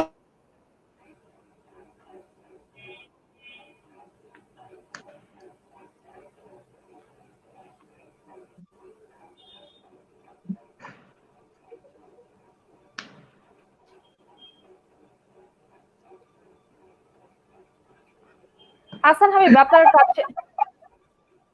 Habib, আপনার কাছে আবারও ফিরবো। আপনি আছেন আমাদের সাথে। মোহাম্মদ শফিকুর রহমান, আপনার কাছে আসতে চাই একটু, যাদের আসলে চাকরি চলে গেল, আপনারা কি তাদের বিষয়ে কোনো পদক্ষেপের কথা ভাবছেন? অ্যাকচুয়ালি আমরা যেটা করার, আমাদের যেসব ব্যাংক এই জাতীয় পদক্ষেপ নিয়েছে তাদেরকে আমরা মিডিয়ার মাধ্যমে জানিয়েছি। গভর্নর সাহেবকে আমরা রিকোয়েস্ট করেছি যাতে এই জাতীয় পদক্ষেপ না নেয় এবং অন্যান্য ব্যাংক যারা নিয়েছে তাদের রিভিউ করে জিনিসটা। কারণ এই কারণটাই আমরা দেখিয়েছি যে আসলে এতে করে তারা হতাশ হবে এবং ব্যাংকের কার্যক্রম ব্যাহত হবে। সামনে যেসব পদক্ষেপ নিতে হবে, সরকারি যেসব প্রণোদনা বা অন্যান্য স্কিম যেগুলো কার্যক্রম বাস্তবায়ন করা দরকার, যেটা ইতিমধ্যে সার্কুলার মাধ্যমে জানানো হয়েছে, সেটা কিন্তু ব্যাহত হবে। আরেকটা জিনিস আমি একটু স্মরণ করে দিতে চাই, বাংলাদেশ ব্যাংক থেকে একটা বিআরপিটি সার্কুলার 15 সালে করা হয়েছিল। সেখানে কিন্তু ক্লিয়ার বলা ছিল প্রত্যেকটা প্রাইভেট ব্যাংকে যাতে করে এমপ্লয়ীদের চাকরিচ্যুত করা বা বেতন ভাতা কমানো না হয় ইউনিল্যাটারালি, মানে এর জন্য প্রয়োজন হলে তাদের সার্ভিস রুল রিভিউ করা দরকার। এবং বিদেশে বা যেসব সার্ভিস রুল আছে সেখানে কিন্তু এমপ্লয়ির স্বার্থ রক্ষা করা হয়। আমাদের দেশে কিন্তু এটা এখনো সেভাবে প্র্যাকটিস করা হচ্ছে না। আমরা মনে করি এটা একটা রিভিউ হবে, বাংলাদেশ ব্যাংক যথাযথ পদক্ষেপ নেবে, কারণ বাংলাদেশ ব্যাংকই কিন্তু আমাদের ব্যাংকগুলোর গার্ডিয়ান। আর মালিক সংগঠন একটু আগে উনি সুন্দরভাবে বলেছেন যে আসলে তাদের 400 কোটি টাকা দিয়ে একজন উদ্যোক্তা পরিচালক তারা আসেন। অ্যাকচুয়ালি মেইন ডিপোজিটরস মাইন্ডেই কিন্তু ইনভেস্টমেন্ট হয়, এটার মধ্যে কিন্তু ব্যাংকগুলো পরিচালিত হয়, সেটাও কিন্তু ওনারা জানেন। এবং এই ইনকামের পরেই কিন্তু ডিভিডেন্ড ডিক্লারেশন হয়। তারপর যার যতটুকু শেয়ার হোল্ডিং আছে এখনই তারা ডিভিডেন্ড পান, এবং বাইরের লোকেরাও কিন্তু ডিভিডেন্ড পান। সত্যিকার স্টেক হোল্ডার্স আমরা বলে থাকি, যে ডিপোজিটরস, আমরা ব্যাংকার্স, রেগুলেটরি বডি, অন্যান্য যারা আছে সবাই কিন্তু স্টেক হোল্ডার। তাহলে সবাইরই কিন্তু দৃষ্টি থাকে ব্যাংকিং কার্যক্রম কিভাবে পরিচালিত হচ্ছে, কেননা ব্যাংকিং কার্যক্রমের উপরে দেশের ইকোনমি ভীষণভাবে নির্ভর করে। আমরা এই জন্য চাই যে একটা জায়গায় যদি কোনো কার্যক্রম ব্যাহত হয়, সেটা কিন্তু এফেক্ট অন্যান্য সেক্টর পড়বে, এবং দেখা যায় অন্যান্য প্রাইভেট সেক্টর কিন্তু এর প্রতিফলন ঘটবে বলে আমরা আশঙ্কা করি। এর থেকে বেরিয়ে আসা তারা আরো উৎসাহিত হতেই পারে, কারণ আসলে আমরা নেগেটিভ জিনিসগুলো অ্যাডপ্ট করতে বেশি পছন্দ করি এবং খুব দ্রুতই আমরা আমরা ফলো করি বেশি। আরেকটা জিনিস বলা দরকার, যে এই যে ক্রান্তিকালীন সময় কোভিড-19 এর সময়, যেটা একটু আগে আমাদের বক্তা বলেছেন, যে আমাদের যারা চিকিৎসক, যারা স্বাস্থ্যকর্মী, আমাদের মিডিয়া, আর্মি, পুলিশ বাহিনী এবং অন্যান্য যারা ফোর ফ্রন্ট, তাদের মধ্যেও ব্যাংকেরা কাজ করে গিয়েছে, তাদের প্রাণের ঝুঁকি নিয়ে যেহেতু কাজ করেছে, এই জন্যই কিন্তু তাদেরকে একটা স্পেশাল ইনসেন্টিভ প্রণোদনা দেওয়া হয়েছিল। এবং স্বাস্থ্য বীমা স্পেশাল গ্রান্ট মাননীয় প্রধানমন্ত্রী কিন্তু তার নির্দেশে আজকে বাংলাদেশ ব্যাংক সার্কুলার দিয়েছে, সেটাও কিন্তু আমরা দেখছি অনেকগুলো ব্যাংক এখনো দেওয়াই শুরু করেনি। এটা নিয়ে আমরা কথা বলেছি, তারপর অনেকে মৃত্যুবরণ হয়েছে। আজকে কোভিড-19 আক্রান্ত প্রায় 2000 ব্যাংক, মারা গেছে প্রায় 42 জন, আমাদের যেটা পত্র পত্রিকা রিপোর্টে জানা যাচ্ছে। এর বেশি হতে পারে, এটা কিন্তু অত্যন্ত আশঙ্কিত সবাই। আসলে এখানে কোনো সেক্টর কিন্তু কোভিড-19 ছাড়ছে, তাহলে প্রাণের ঝুঁকি নিয়ে যেহেতু কাজ করছে, তাদের প্রতি দৃষ্টি রাখা আমরা বিশেষভাবে আবেদন করছি, যে যাতে করে কোনো অবস্থাতে এই সেক্টরটাকে আহত করা না হয়, এবং এর মাধ্যমে অন্যরাও যেন অনুসারী না হয়, এটা আমাদের বিশেষ দাবি। এবং আমরা ইতিমধ্যে আমরা কিন্তু গভর্নর সাহেবকে সুন্দরভাবে উপস্থাপন করেছি, এবং পত্র পত্রিকা উঠে এসেছে, বিভিন্ন মিডিয়াতে কিন্তু রিফ্লেকশন এসেছে। আমাদের একটাই দাবি, যে এই মুহূর্তে, যেটা একটু আগে অন্যান্য বক্তারা সুন্দরভাবে বলেছেন, যে করোনার মতো ক্রাইসিস সময়ে কোনো এমপ্লয়িকে বা কর্মীকে ছাঁটাই করা অত্যন্ত দুঃখজনক হবে, হতাশা ব্যঞ্জক হবে, এমনকি স্যালারিও কাটিয়ে দেওয়া উচিত। করোনার এই সময়ে জীবন বাজি রেখে কাজ করে যাচ্ছেন, সেখানে আপনি ফ্রন্ট লাইনারদের কথা বলছিলেন, সাংবাদিক সহ আরো যারা সাংবাদিক আপনি আছেন আমাদের। আপনি আছেন আমাদের সাথে শফিকুর রহমান কৌশিক, আপনার কাছে আবার ফিরতে চাই। আহ, আমরা জানি যে One Bank, EXIM Bank, City Bank, AB Bank, এরকম আরো কিছু ব্যাংক এক্সিম আছে ব্যাংক। যারা আসলে বেতন কমিয়েছে বা কর্মী ছাঁটাই করেছে। এবি ব্যাংকের কথা আমরা জানি, তারা যে যুক্তিকে দেখিয়েছে যে অদক্ষ, তার কারণে তারা এই ধরনের সিদ্ধান্ত নিয়েছে। আপনার সাথে কি পার্সোনালি কথা হয়েছে তাদের, যে অন্যান্য আরো যে সকল ব্যাংক রয়েছে তাদের ব্যবস্থাপনা পরিচালক বা যাদের কর্তৃপক্ষ যারা আছে তারা কি বলছেন? জি, আমার সবার সঙ্গেই ব্যবস্থাপনা পরিচালকদের সঙ্গে প্রায় সবার সঙ্গেই কথা হয়েছে, এবং বেশ কয়েকজন চাকরিচ্যুত, যারা চাকরিচ্যুত হয়েছেন বা আগে নোটিশ দিয়ে রেখেছে তাদেরকে, এমন অনেকের সঙ্গেই কথা হয়েছে। তো আপনি একটু আগে প্রশ্ন করছিলেন যে প্রাইভেট সেক্টরের যে মেধাশূন্য হওয়ার যে বিষয়টা, সেটাতে আমি একটু পিছনে ফিরতে চাই।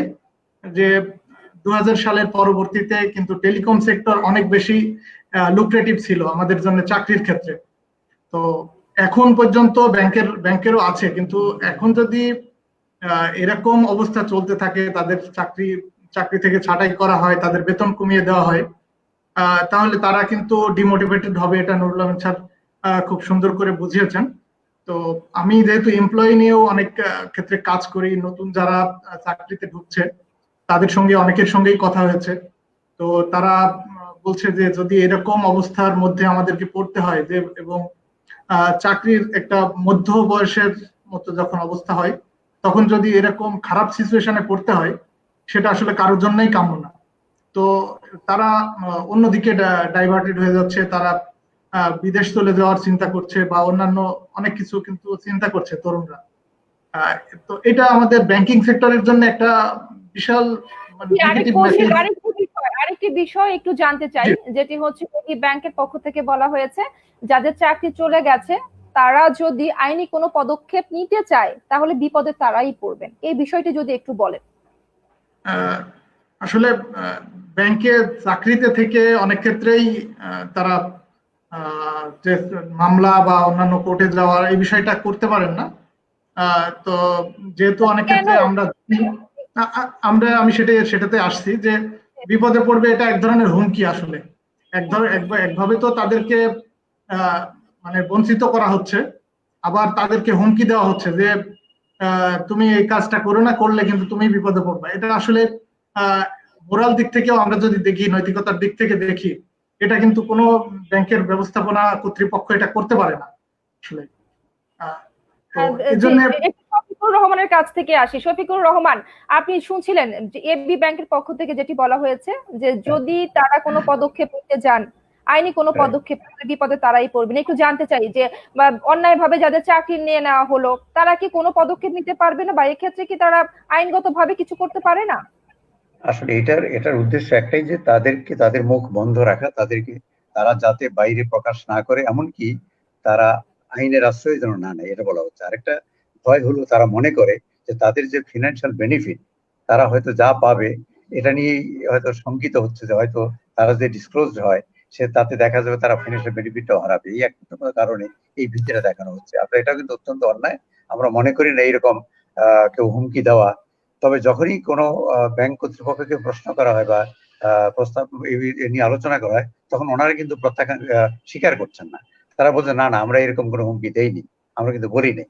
তাহলে এটাও কিন্তু খুব দুঃখজনক যে আপনারা বলার পরেও আপনারা বলছেন বলেন। এসেছে শফিকুর রহমান, বিভিন্ন গণমাধ্যমে এসেছে, বিভিন্ন পত্র পত্রিকায় আমরা দেখেছি ব্যাংকের পক্ষ থেকে এই ধরনের কথা বলা হয়েছে। আমি সেটাই কি মানে ব্যাংকারদের স্বার্থে আপনারা কি আইনগতভাবে কোনো ব্যবস্থা নিতে পারেন নাকি না? না, সত্যিকার যেটা করতে যিনি অ্যাগ্রিভড, যার ক্ষতি হয়েছে তিনি কিন্তু, ব্যাংকের কথা আমি বলছি না, অন্য যে সকল ব্যাংকগুলো করছে, সেটা আমরা তো কর্তৃপক্ষ, সেই সব কর্তৃপক্ষকে আমরা রিকোয়েস্ট করেছি। আমরা বিএবি, বাংলাদেশ অ্যাসোসিয়েশন অফ ব্যাংক, তাদেরকেও রিকোয়েস্ট করেছি, যেটা আমি বললাম যে আমাদের গার্ডিয়ান হিসেবে বাংলাদেশ ব্যাংক কাজ করে, সেখানে আমরা আমাদের দাবিগুলো তুলে ধরেছি। বাংলাদেশ ব্যাংকও চিন্তা করছে, আমার যা ধারণা, আমি যতটুকু বুঝি, তারাও চিন্তা করছেন যে কিভাবে এটাকে ইমপ্লিমেন্ট করা যায় যাতে ব্যাংকগুলো এই জাতীয় অনৈতিক বা অমানবিক কাজগুলো না করে। কিন্তু অলরেডি কাজগুলো হয়ে যাচ্ছে। শফিকুর রহমান, জি। আমি আপনার কাছে আসতে চাই। এমডি শফিকুর রহমান যেটি বলছিলেন, বাংলাদেশ ব্যাংক ভাবছে যাতে এই ধরনের কাজগুলো না হয়, কিন্তু অলরেডি আমরা দেখতে পাচ্ছি কাজগুলো হয়েই যাচ্ছে। বাংলাদেশ ব্যাংকের আসলে কি ধরনের পদক্ষেপ নেওয়া প্রয়োজন এক্ষেত্রে? দেখুন, বাংলাদেশ ব্যাংক হচ্ছে ব্যাংকগুলোর গার্ডিয়ান। ব্যাংক, জি। তারা পলিসি ইস্যুস করেন, তারা প্রুডেন্সিয়াল গাইডলাইন্স করেন, কিন্তু তারা তো কোনো ব্যাংকের বোর্ড রুমে ঢুকেন না বা ঢুকতে চান না। এইটা ব্যাংক বা এই সিদ্ধান্তগুলো ব্যাংকের বোর্ড পর্ষদই নেয়। পর্ষদের চলাচলের জন্য কিছু গাইডলাইন আছে, পর্ষদ সেটা ফলো করে কিনা সেটা হচ্ছে ইম্পর্টেন্ট।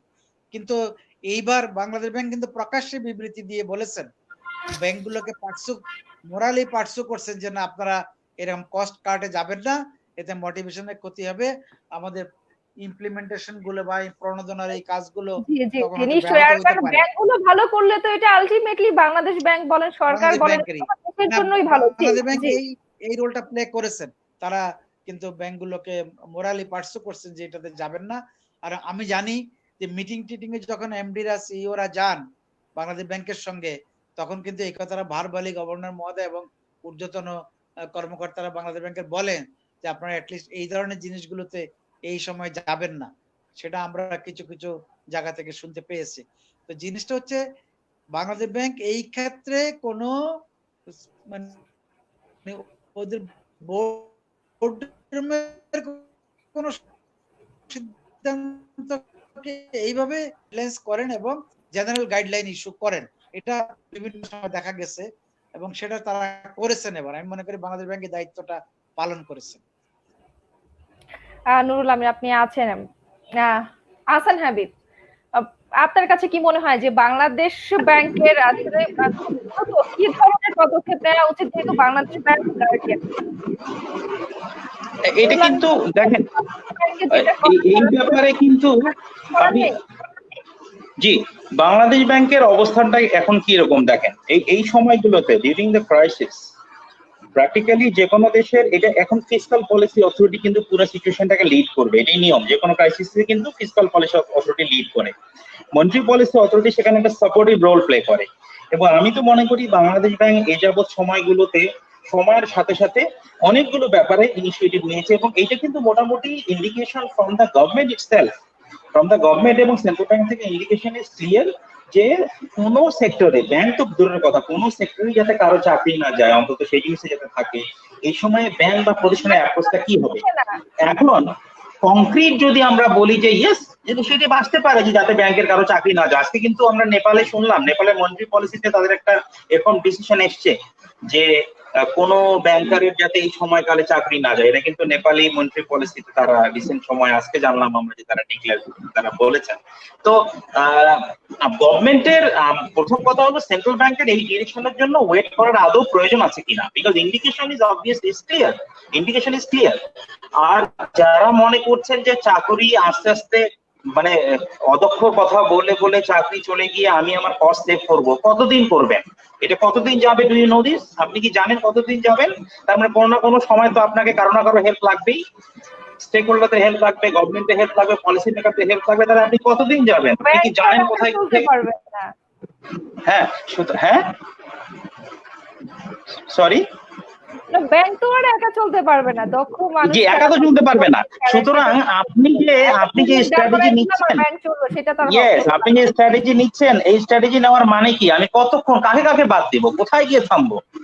তো কোথায় গিয়ে থামবো? সুতরাং প্রত্যেকটা জিনিস ধরে ধরে গভর্নমেন্টের বা সেন্ট্রাল ব্যাংকের ডিরেকশন দিতে হবে, এটা সবসময় জরুরি না।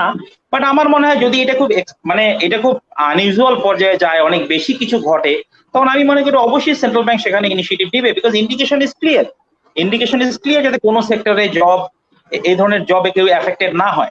বিকজ প্রথম দিকে যে ইনিশিয়েটিভ গুলো নেওয়া হয়েছে, আস্তে আস্তে এটা যদি লম্বা হতে থাকে, আপনি দেখবেন অনেক অনেক জায়গায় রিভিশনের প্রয়োজন হবে, অনেক সময় নতুন ডিরেকশনের প্রয়োজন হবে, অনেক সময় নতুন স্ট্র্যাটেজির প্রয়োজন হবে। এবং এই সময়টাতে ব্যাংকে এটা ভেবেই চলতে হবে যে they need help of the regulator, they need help of the employee, they need help of the customers.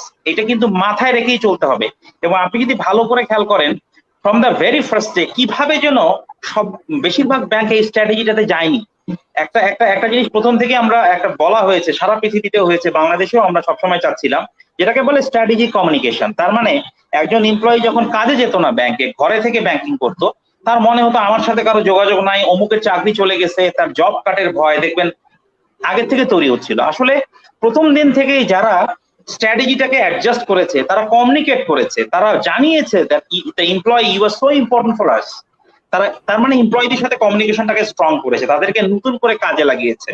যখন তারা ক্লায়েন্টের সাথে যোগাযোগ করেছে, তারা যাতে কনফিডেন্স না হারায়, সুতরাং তারা প্রথম থেকেই কিন্তু একটা স্ট্র্যাটেজি তৈরি করেছে। আমাকে যদি আপনি এই আইডিয়াটা না দেন যে আমি ইম্পর্টেন্ট, আমার প্রয়োজন আছে, তাহলে কিন্তু ভয় কাজ করবে, চাকরি চলে যেতে পারে, যেটা প্রথম থেকেই ব্যাংকারদের মধ্যে অনেক সময় শুরু হয়েছিল এবং আলটিমেটলি ওনাদের প্রোডাক্টিভিটিতে সেটা এফেক্ট করেছে। এই যে অদক্ষ, এটা কি এই সময় যে কারো জাজ করার যে দক্ষ না অদক্ষ? কারণ এই সময় শুধু একটা কারণেই চাকরি যেতে পারে, সেটা হলো কেউ যদি অনিয়ম করে, কেউ যদি কোনো আপনার অন্যায় করে, অনিয়ম করে, সেটা যেটা নিয়ম বহির্ভূত কোনো ক্রাইম করে, এটা কোনো সময় নাই।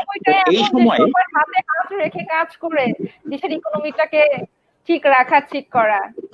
অ্যাবসলিউটলি। এখন ফোকাসটা এই জায়গায় আসারই কোনো কারণ নাই। এখন বরং আপনি যখন স্ট্র্যাটেজিক পরিবর্তন আনবেন, নতুন চেঞ্জ করবেন, তখন এই এমপ্লয়ি গুলোকে কি করে ব্যবহার করবেন সেটা নিয়ে ভাবা এবং সেই দিকে ইনভেস্টমেন্ট করা, দ্যাট ইজ এসেনশিয়াল। কারণ এটা কতদিন যাবে, কোথায় যাবে, নোবডি নো। এই যে আবার সাথে হচ্ছে হুমকি দেওয়া হচ্ছে যে তারা কোনো আইনি পদক্ষেপ নিতে পারবেন না। এটা আসলে অনেস্টলি আইনি পদক্ষেপ নিয়ে যে তারা খুব বেশি লাভ হবে আমি সেটা মনে করি না। এখানে আইনি পদক্ষেপ, আপনি একটা আইনি পদক্ষেপ নিলেন, এখানে আইনি পদক্ষেপের সেই জায়গাটা আছে বলে আমার মনে হয় না। বরং এখানে যে সাপোর্টটা হতে পারে, একটা হলো যে রেগুলেটরি সাপোর্ট, সেটা রেগুলেটরি সাপোর্ট। ব্যাংকাররা কোথায় কথা বলবেন, তারা কি করবেন তাদের সাথে এই ধরনের যদি অনিয়ম? অবশ্যই এই ব্যাপারগুলো, আমার মনে হয় এই ব্যাপারগুলো সেন্ট্রাল ব্যাংকের কাছে যেতে হবে, সেন্ট্রাল ব্যাংকের কাছে জানাতে হবে গার্ডিয়ান হিসেবে। আর আরেকটা জিনিস হলো, আমাদেরকে সবসময় সেন্ট্রাল ব্যাংকের কাছে বেশি যেতে হয়, কারণ কি জানেন, আমাদের মার্কেট ইনসেন্টিভ নাই। আমরা যেমন একটা কথা বারবার হয়তো বলছি যে রেপুটেশন, বাংলাদেশে সব ব্যাংক রেপুটেশন নিয়ে খুব ভাবে বলে, সরি টু সে, খুব ভাবে বলে আমার খুব একটা মনে হয় না। কারণ রেপুটেশনের উপর চিন্তা করে মানুষ কোনো ব্যাংকে টাকা রাখে আর রাখে না, এই ব্যাপারটা আমাদের দেশে খুব প্রবল না, এই ব্যাপারটা আমাদের দেশে খুব স্ট্রং না, যে ব্যাংকের অবস্থা কি, রেপুটেশন কি। এটা এই সাম্প্রতিক সময় অবশ্য সিচুয়েশন ইমপ্রুভ করেছে, তবে এই ব্যাপারটা খুব স্ট্রং কিছু আমাদের দেশে এখনো না। সুতরাং আমাদের যে কোনো কাজেই রেগুলেটরদের কাছে ছুটতে হয়। একটা ব্যাংক কেন ভাববে যে তার জন্য তার ব্যাংকের রেপুটেশনটা রাখা জরুরি? না, সেটা কিন্তু ইমপ্রুভ করেছে। একটা সময় ছিল, যেমন আপনি যে দেশে একজন ডিপোজিটর টাকা রাখার সময় অনেক কিছু চিন্তা করেন, তার রেপুটেশন কেমন, ওনার ক্যাপিটালের অবস্থা কেমন, ওনার এনপিএল এর অবস্থা কেমন। আপনার কি মনে হয় বাংলাদেশের কতজন ডিপোজিটরদের এই ধারণা আছে টাকা রাখার সময় সে ভাবে যে এনার ক্যাপিটালের অবস্থা কেমন, এনার রেপুটেশনের কি, রেপুটেশনটা কিছুটা কাজ করে, বা ক্যাপিটালের অবস্থা কেমন, তারপরে তার ফাইন্যান্সিয়াল কন্ডিশন কেমন, কতজন ভাবে বলে?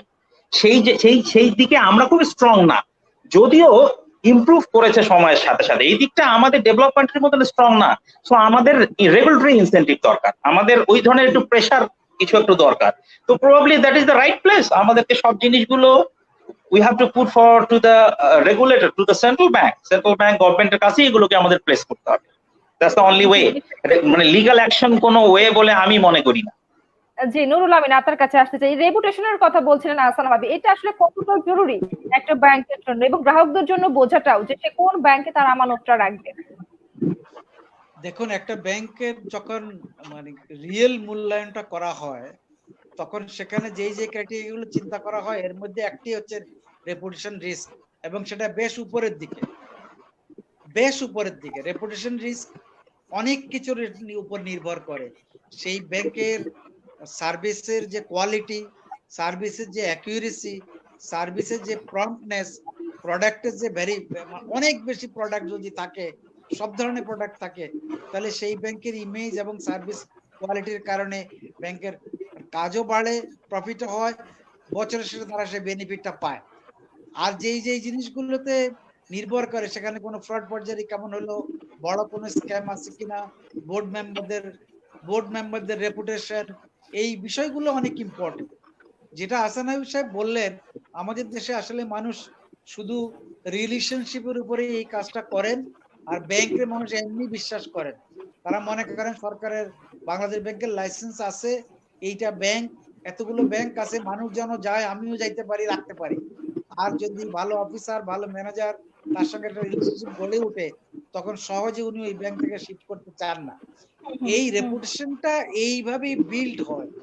আপনি একটা ঘটনা ঘটলে যত দ্রুত একজন লোক জানতে পারে, এবং যদি একটা সার্ভিস ভালো হয়, ঠিক সেটাও মানে আপনার আপনার কোয়ালিটি মেক্স এ সেল, বা একজন কাস্টমার আপনি আসে, ওই কাস্টমারই তখন আপনি ভালো কিনা এটা আপনার ঢোল বাজাতে থাকবে। এটাই রেপুটেশন। আরেকটা জিনিস হচ্ছে যে আপনি এই ধরনের কাজ করেন, ব্যাংকের কাজটা তো একেবারেই ট্রাস্টের, বিশ্বাসের এবং সার্ভিসের। ব্যাংক তো অন্য গ্রোসারি বিজনেস বা অন্য ম্যানুফ্যাকচারিং ট্রেডিং এর মতো নয়। এখানে যেই যেই কাজে মানুষ আসে, আপনি তো ইউ ক্যান রিফিউজ নোবডি। আপনি লুঙ্গি পরার লোককে যখন রিফিউজ করতে পারেন না, শিক্ষিত অশিক্ষিত কাউকে রিফিউজ করতে পারবেন না। আপনি সবাইকে ওয়েলকাম করতে পারেন, করতে হয়। আপনার কাছে আপনার ডিপোজিটারের, আপনি কিন্তু যখন ডিপোজিট বা অ্যাকাউন্ট করতে আসে, তার বেসিক কাগজগুলো আপনি চান যে উনি এই আইডেন্টিটিটা চান, কিন্তু অন্য কিছু নিয়ে আপনি আর এই এই অমুকের করবো না, অমুক ক্লাসের করবো না, এর করবো না, এই ধরনের কিছু করতে পারেন না। এটা এইসব কারণে মানুষ ব্যাংকে যাওয়ার জন্য উৎসাহিত বোধ করেন। একটা জি জি সময় যখন প্রাইভেট ব্যাংক দেশে আসলো, সব ব্যাংকে যখন এসি এবং ইয়েতে শুরু করলো, মানুষ কিন্তু লুঙ্গি পরার লোক বা এই ব্যাংকে ঢুকতেও একসময় সাহস করে নাই। এখন সেই ভীতিটা মানুষের কেটে গেছে। আর ব্যাংক মানুষ মনে করে এটা হইলো জি। ট্রাস্টের জায়গা। ব্যাংকাররা ভাড়াটে হিসাবে ভালো। আমি বলবো যে আর এখানে সেই খুব ট্রাস্টটাও লাইটলি যদি আসলে বলি, ব্যাংকের গ্রাহকদের যে আস্থা বা ট্রাস্টের কথা আপনি বলছিলেন, নিশ্চয়ই ব্যাংকগুলোর দায়িত্ব সেই আস্থাটা ধরে রাখা। অবশ্যই And, G, Nurul Amin, cost কমানোর যে যুক্তির কথা আমরা শুনছি, আমরা জানি যে হাজার হাজার কোটি টাকা খেলাপি ঋণ রয়েছে ব্যাংকগুলোর। তারা তো আসলে সেই খেলাপি ঋণগুলো তুলেও তারা অনেকটাই ইয়ে করতে পারে, তাদের যে তারল্য সংকট রয়েছে সেটাও কিন্তু দূর করতে পারে। অবশ্যই খেলাপি ঋণ তো আমাদের একটা বড় ক্ষত ব্যাংকিং সেক্টরে। তারপরেও ব্যাংকগুলো চলছে, কারণ সেখানে তারা প্রভিশন রাখতে হয়। বাংলাদেশ ব্যাংক এটা খুব ফোর্সফুলি করেন।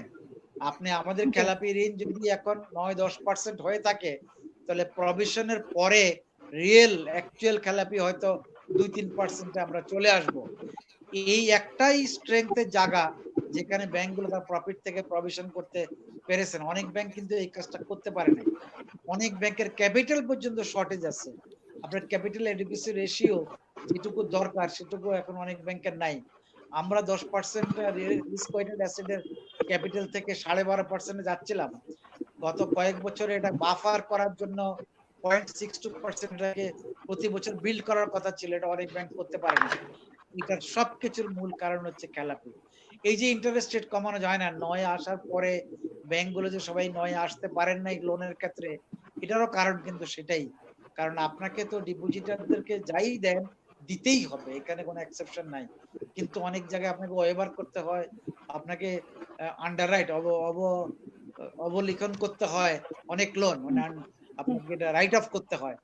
ফলে হচ্ছে কি ওই কস্টটা এসে বড়োয়ারদের উপরেই পড়ে, এবং সেই ক্ষেত্রে এটা ভালো বড়োয়ারদের উপরে বেশি পড়ে। বাংলাদেশ ব্যাংক এখন যে 9% করেছেন, এখানে কিন্তু সব ব্যাংক আসতে পারে নাই এইসব কারণে। এই যে কস্ট কমানোর কথা বলেন, এইটা আপনাকে কিছুটা পিছনে টেনে রেখেছে, এটা ঠিকই। আর যে কথাগুলো আমরা আগে বললাম, সবাই জানেন যে রানিং কিছু কস্ট আছে, আপনি ফিক্সড কস্ট কমাইতে হয়তো পারবেন না, কিন্তু ফিক্সড কস্ট এখন রেশনালাইজ করতে পারেন। আপনি কম্পিউটার এখন কম কিনলেন, আপনি অন্যান্য অনেক জিনিস ডেকোরেশন কম করলেন, রিনোভেশন কম করলেন, এই কাজগুলো করা যেতে পারে। কিন্তু রানিং কস্টের ক্ষেত্রে কিছু কস্ট যদি আপনি কমাইতে পারেন, যেমন খুবই স্বাভাবিক বললাম আমি, এটা অনেক খরচ এখন কিন্তু ব্যাংকে হচ্ছে না, যেহেতু হচ্ছে ফিজিক্যাল না, প্রেজেন্স হ্যাঁ। একটা নাই। তো আর নুরুল সেটাকে আমিন, আপনি মূল্যায়ন আনেন। জি, নুরুল আমিন, আমরা অনুষ্ঠান শেষ করব, শেষ পর্যায়ে যদি একটু বলেন যে এই যে যেটি হচ্ছে, মূলত বেতন কমানো হচ্ছে, চাকরি চ্যুতি করা হচ্ছে ব্যাংকারদের, দীর্ঘমেয়াদী এটা ব্যাংক খাতের জন্য কি প্রভাব রাখবে? নিশ্চয়ই কোনো ভালো ফলাফল আনবে না, যদি একটু বলেন আমি ছোট করে। এক কথা বলবো, it is a bad signal. এই ধরনের ব্যাড সিগন্যাল কখনো দেওয়া উচিত নয়। আপনার এই সময় আপনি আপনি যদি পর্ষদে সিদ্ধান্ত নেওয়ার চিন্তা করেন, তাহলে শেয়ার করা উচিত। আপনি কিছু শেয়ার করবেন, এমপ্লয়িরা অবশ্যই অপশন দিলে তারাও কিছু শেয়ার করবে। সেটা আপনি এট বেস্ট তার 3টা বোনাসের জায়গায় 2টা দিলেন, 1টা দিলেন, এই ধরনের করা যেতে পারে। আপনি এট বেস্ট এই বছর ইনক্রিমেন্টটা কম দিতে পারেন বা না দিতে পারেন, কিন্তু তাকে কস্ট কাট, বেতন কমানো, পার্সেন্টেজ ধরে বেতন কমানোর জন্য সুপারিশ করা, তাকে চাকরিচ্যুত করা, এই কাজগুলো কিন্তু খুবই bad signal for in the long run. আমরা কোভিড থেকে হয়তো মুক্তি পাবো, সেটা অক্টোবরে না পাইলে ডিসেম্বরে পাবো, আর না হলে এটা নিয়েই আমাদেরকে বাঁচতে হবে। ব্যাংকাররাও তো এই সমাজেরই অংশ, এটা নিয়েই তারা বাঁচতে হবে। একটা লাইফ স্টাইলে একজন লোক যখন অভ্যস্ত হয়ে যায়, আপনি আমাদের যে 20% দরিদ্র, 20% ধনী, মাঝখানে যে 60% ব্যাংকাররা ওই 60%-এর মধ্যে পড়ে, ওরা অতি দরিদ্রও নয়, অতি ধনীও নন। তাহলে এখন যদি তাদের অবস্থা খারাপ হয়, তাহলে তারা তো লোয়ার 20%-এ চলে যাবে। আপনি নিম্ন মধ্যবিত্ত দরিদ্র হবে, মধ্যবিত্ত নিম্ন মধ্যবিত্ত হবে, এতে কি সমাজে এগ্রিগেট ডিমান্ড কমে যাবে, আপনি পারচেজিং পাওয়ার যখন কমে যাবে, তখন এটা তো আপনাকে অন্যভাবে ইম্প্যাক্ট করবে।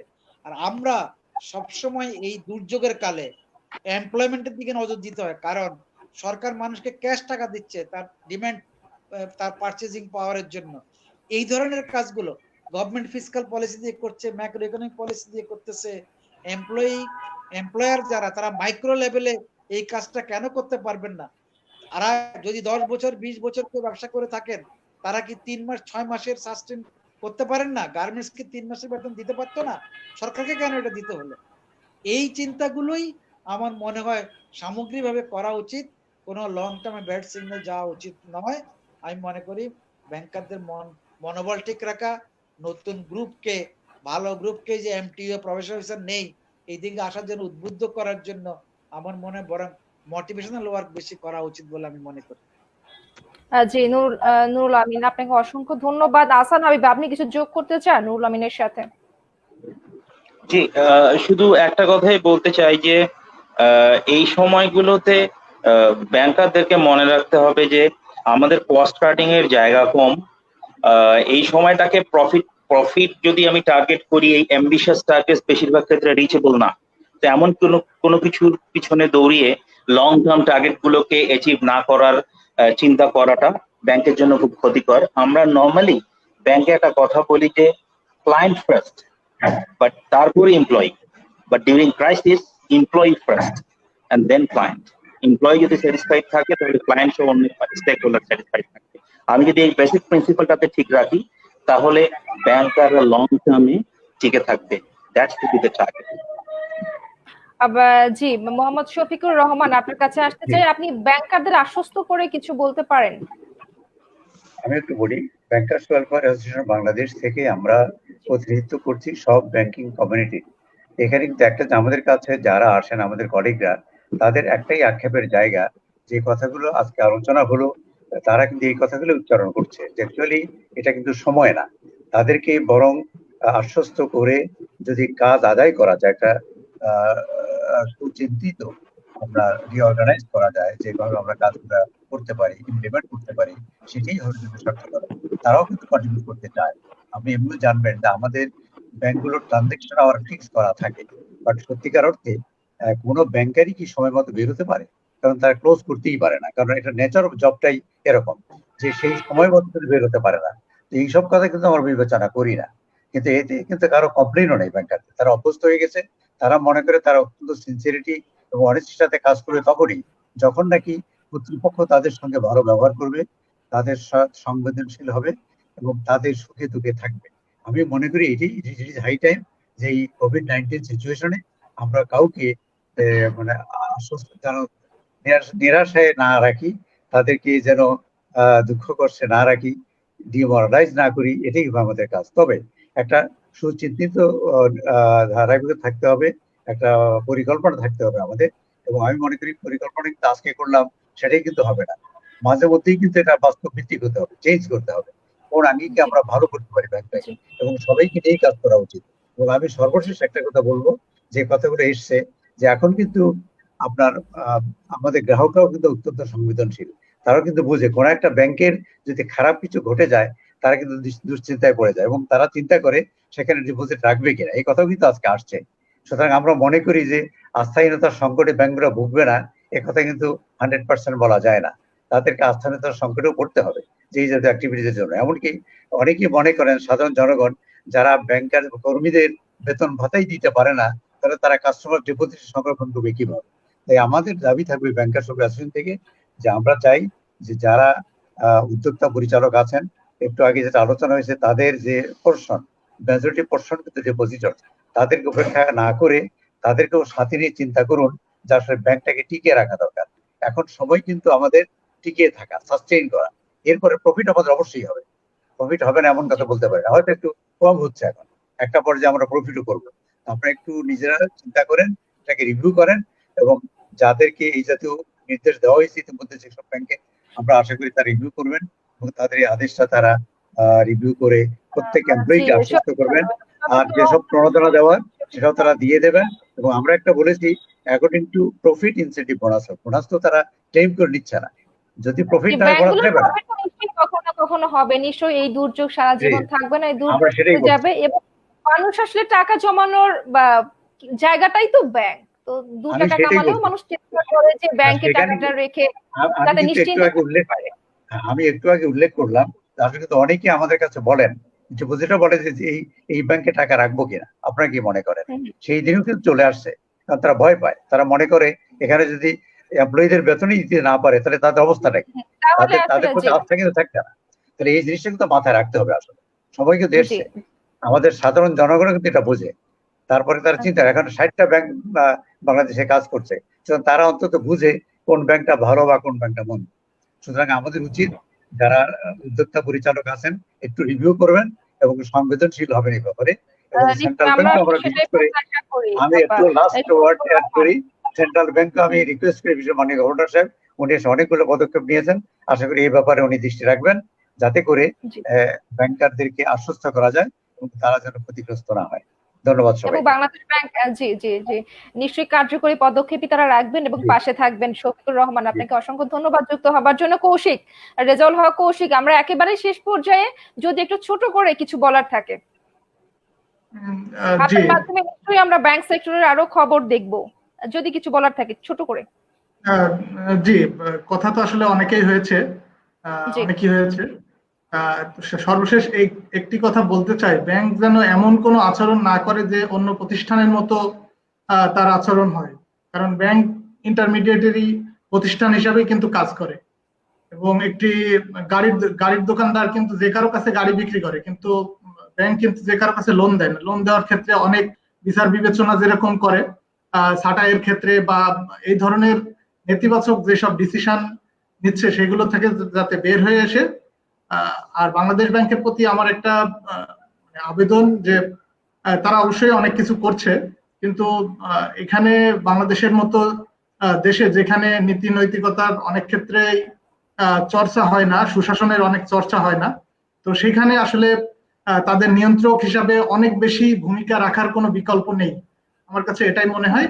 তো এই জন্য বাংলাদেশ ব্যাংককে অবশ্যই শক্ত হাতে এটাকে হ্যান্ডেল করতে হবে। নিশ্চয়ই। আজকের মতো তাহলে অনুষ্ঠান শেষ করছি। সবাইকে অসংখ্য ধন্যবাদ আজ আমাকে সময় দেওয়ার জন্য, বিজনেস এক্সট্রা উইথ জুলি আলমে আসার জন্য। দর্শক, আসলে আমরা চাই না শুধু ব্যাংক সেক্টর নয়, বেসরকারি খাতের কোনো সেক্টরেই যেন এই ধরনের অস্থিরতা তৈরি না হয়, কারণ এখন সময়টা যেহেতু খুবই খারাপ, দুর্যোগের সময় চলছে, এক সময় নিশ্চয়ই করোনা মহামারী কেটে যাবে। এই সময়টাকে আমাদের সবার হাতে হাত রেখে যেন এই দুর্যোগটা আমরা মোকাবেলা করতে পারি, সেটাই আসলে আমাদেরকে দেখতে হবে, দেশের ইকোনমিটা আমরা ঠিক রাখতে পারি। সবাইকে অসংখ্য ধন্যবাদ এতক্ষণ আমার সাথে থাকার জন্য এবং যুক্ত থাকার জন্য। সবাই ভালো থাকবেন, নিরাপদে থাকবেন। আল্লাহ হাফেজ।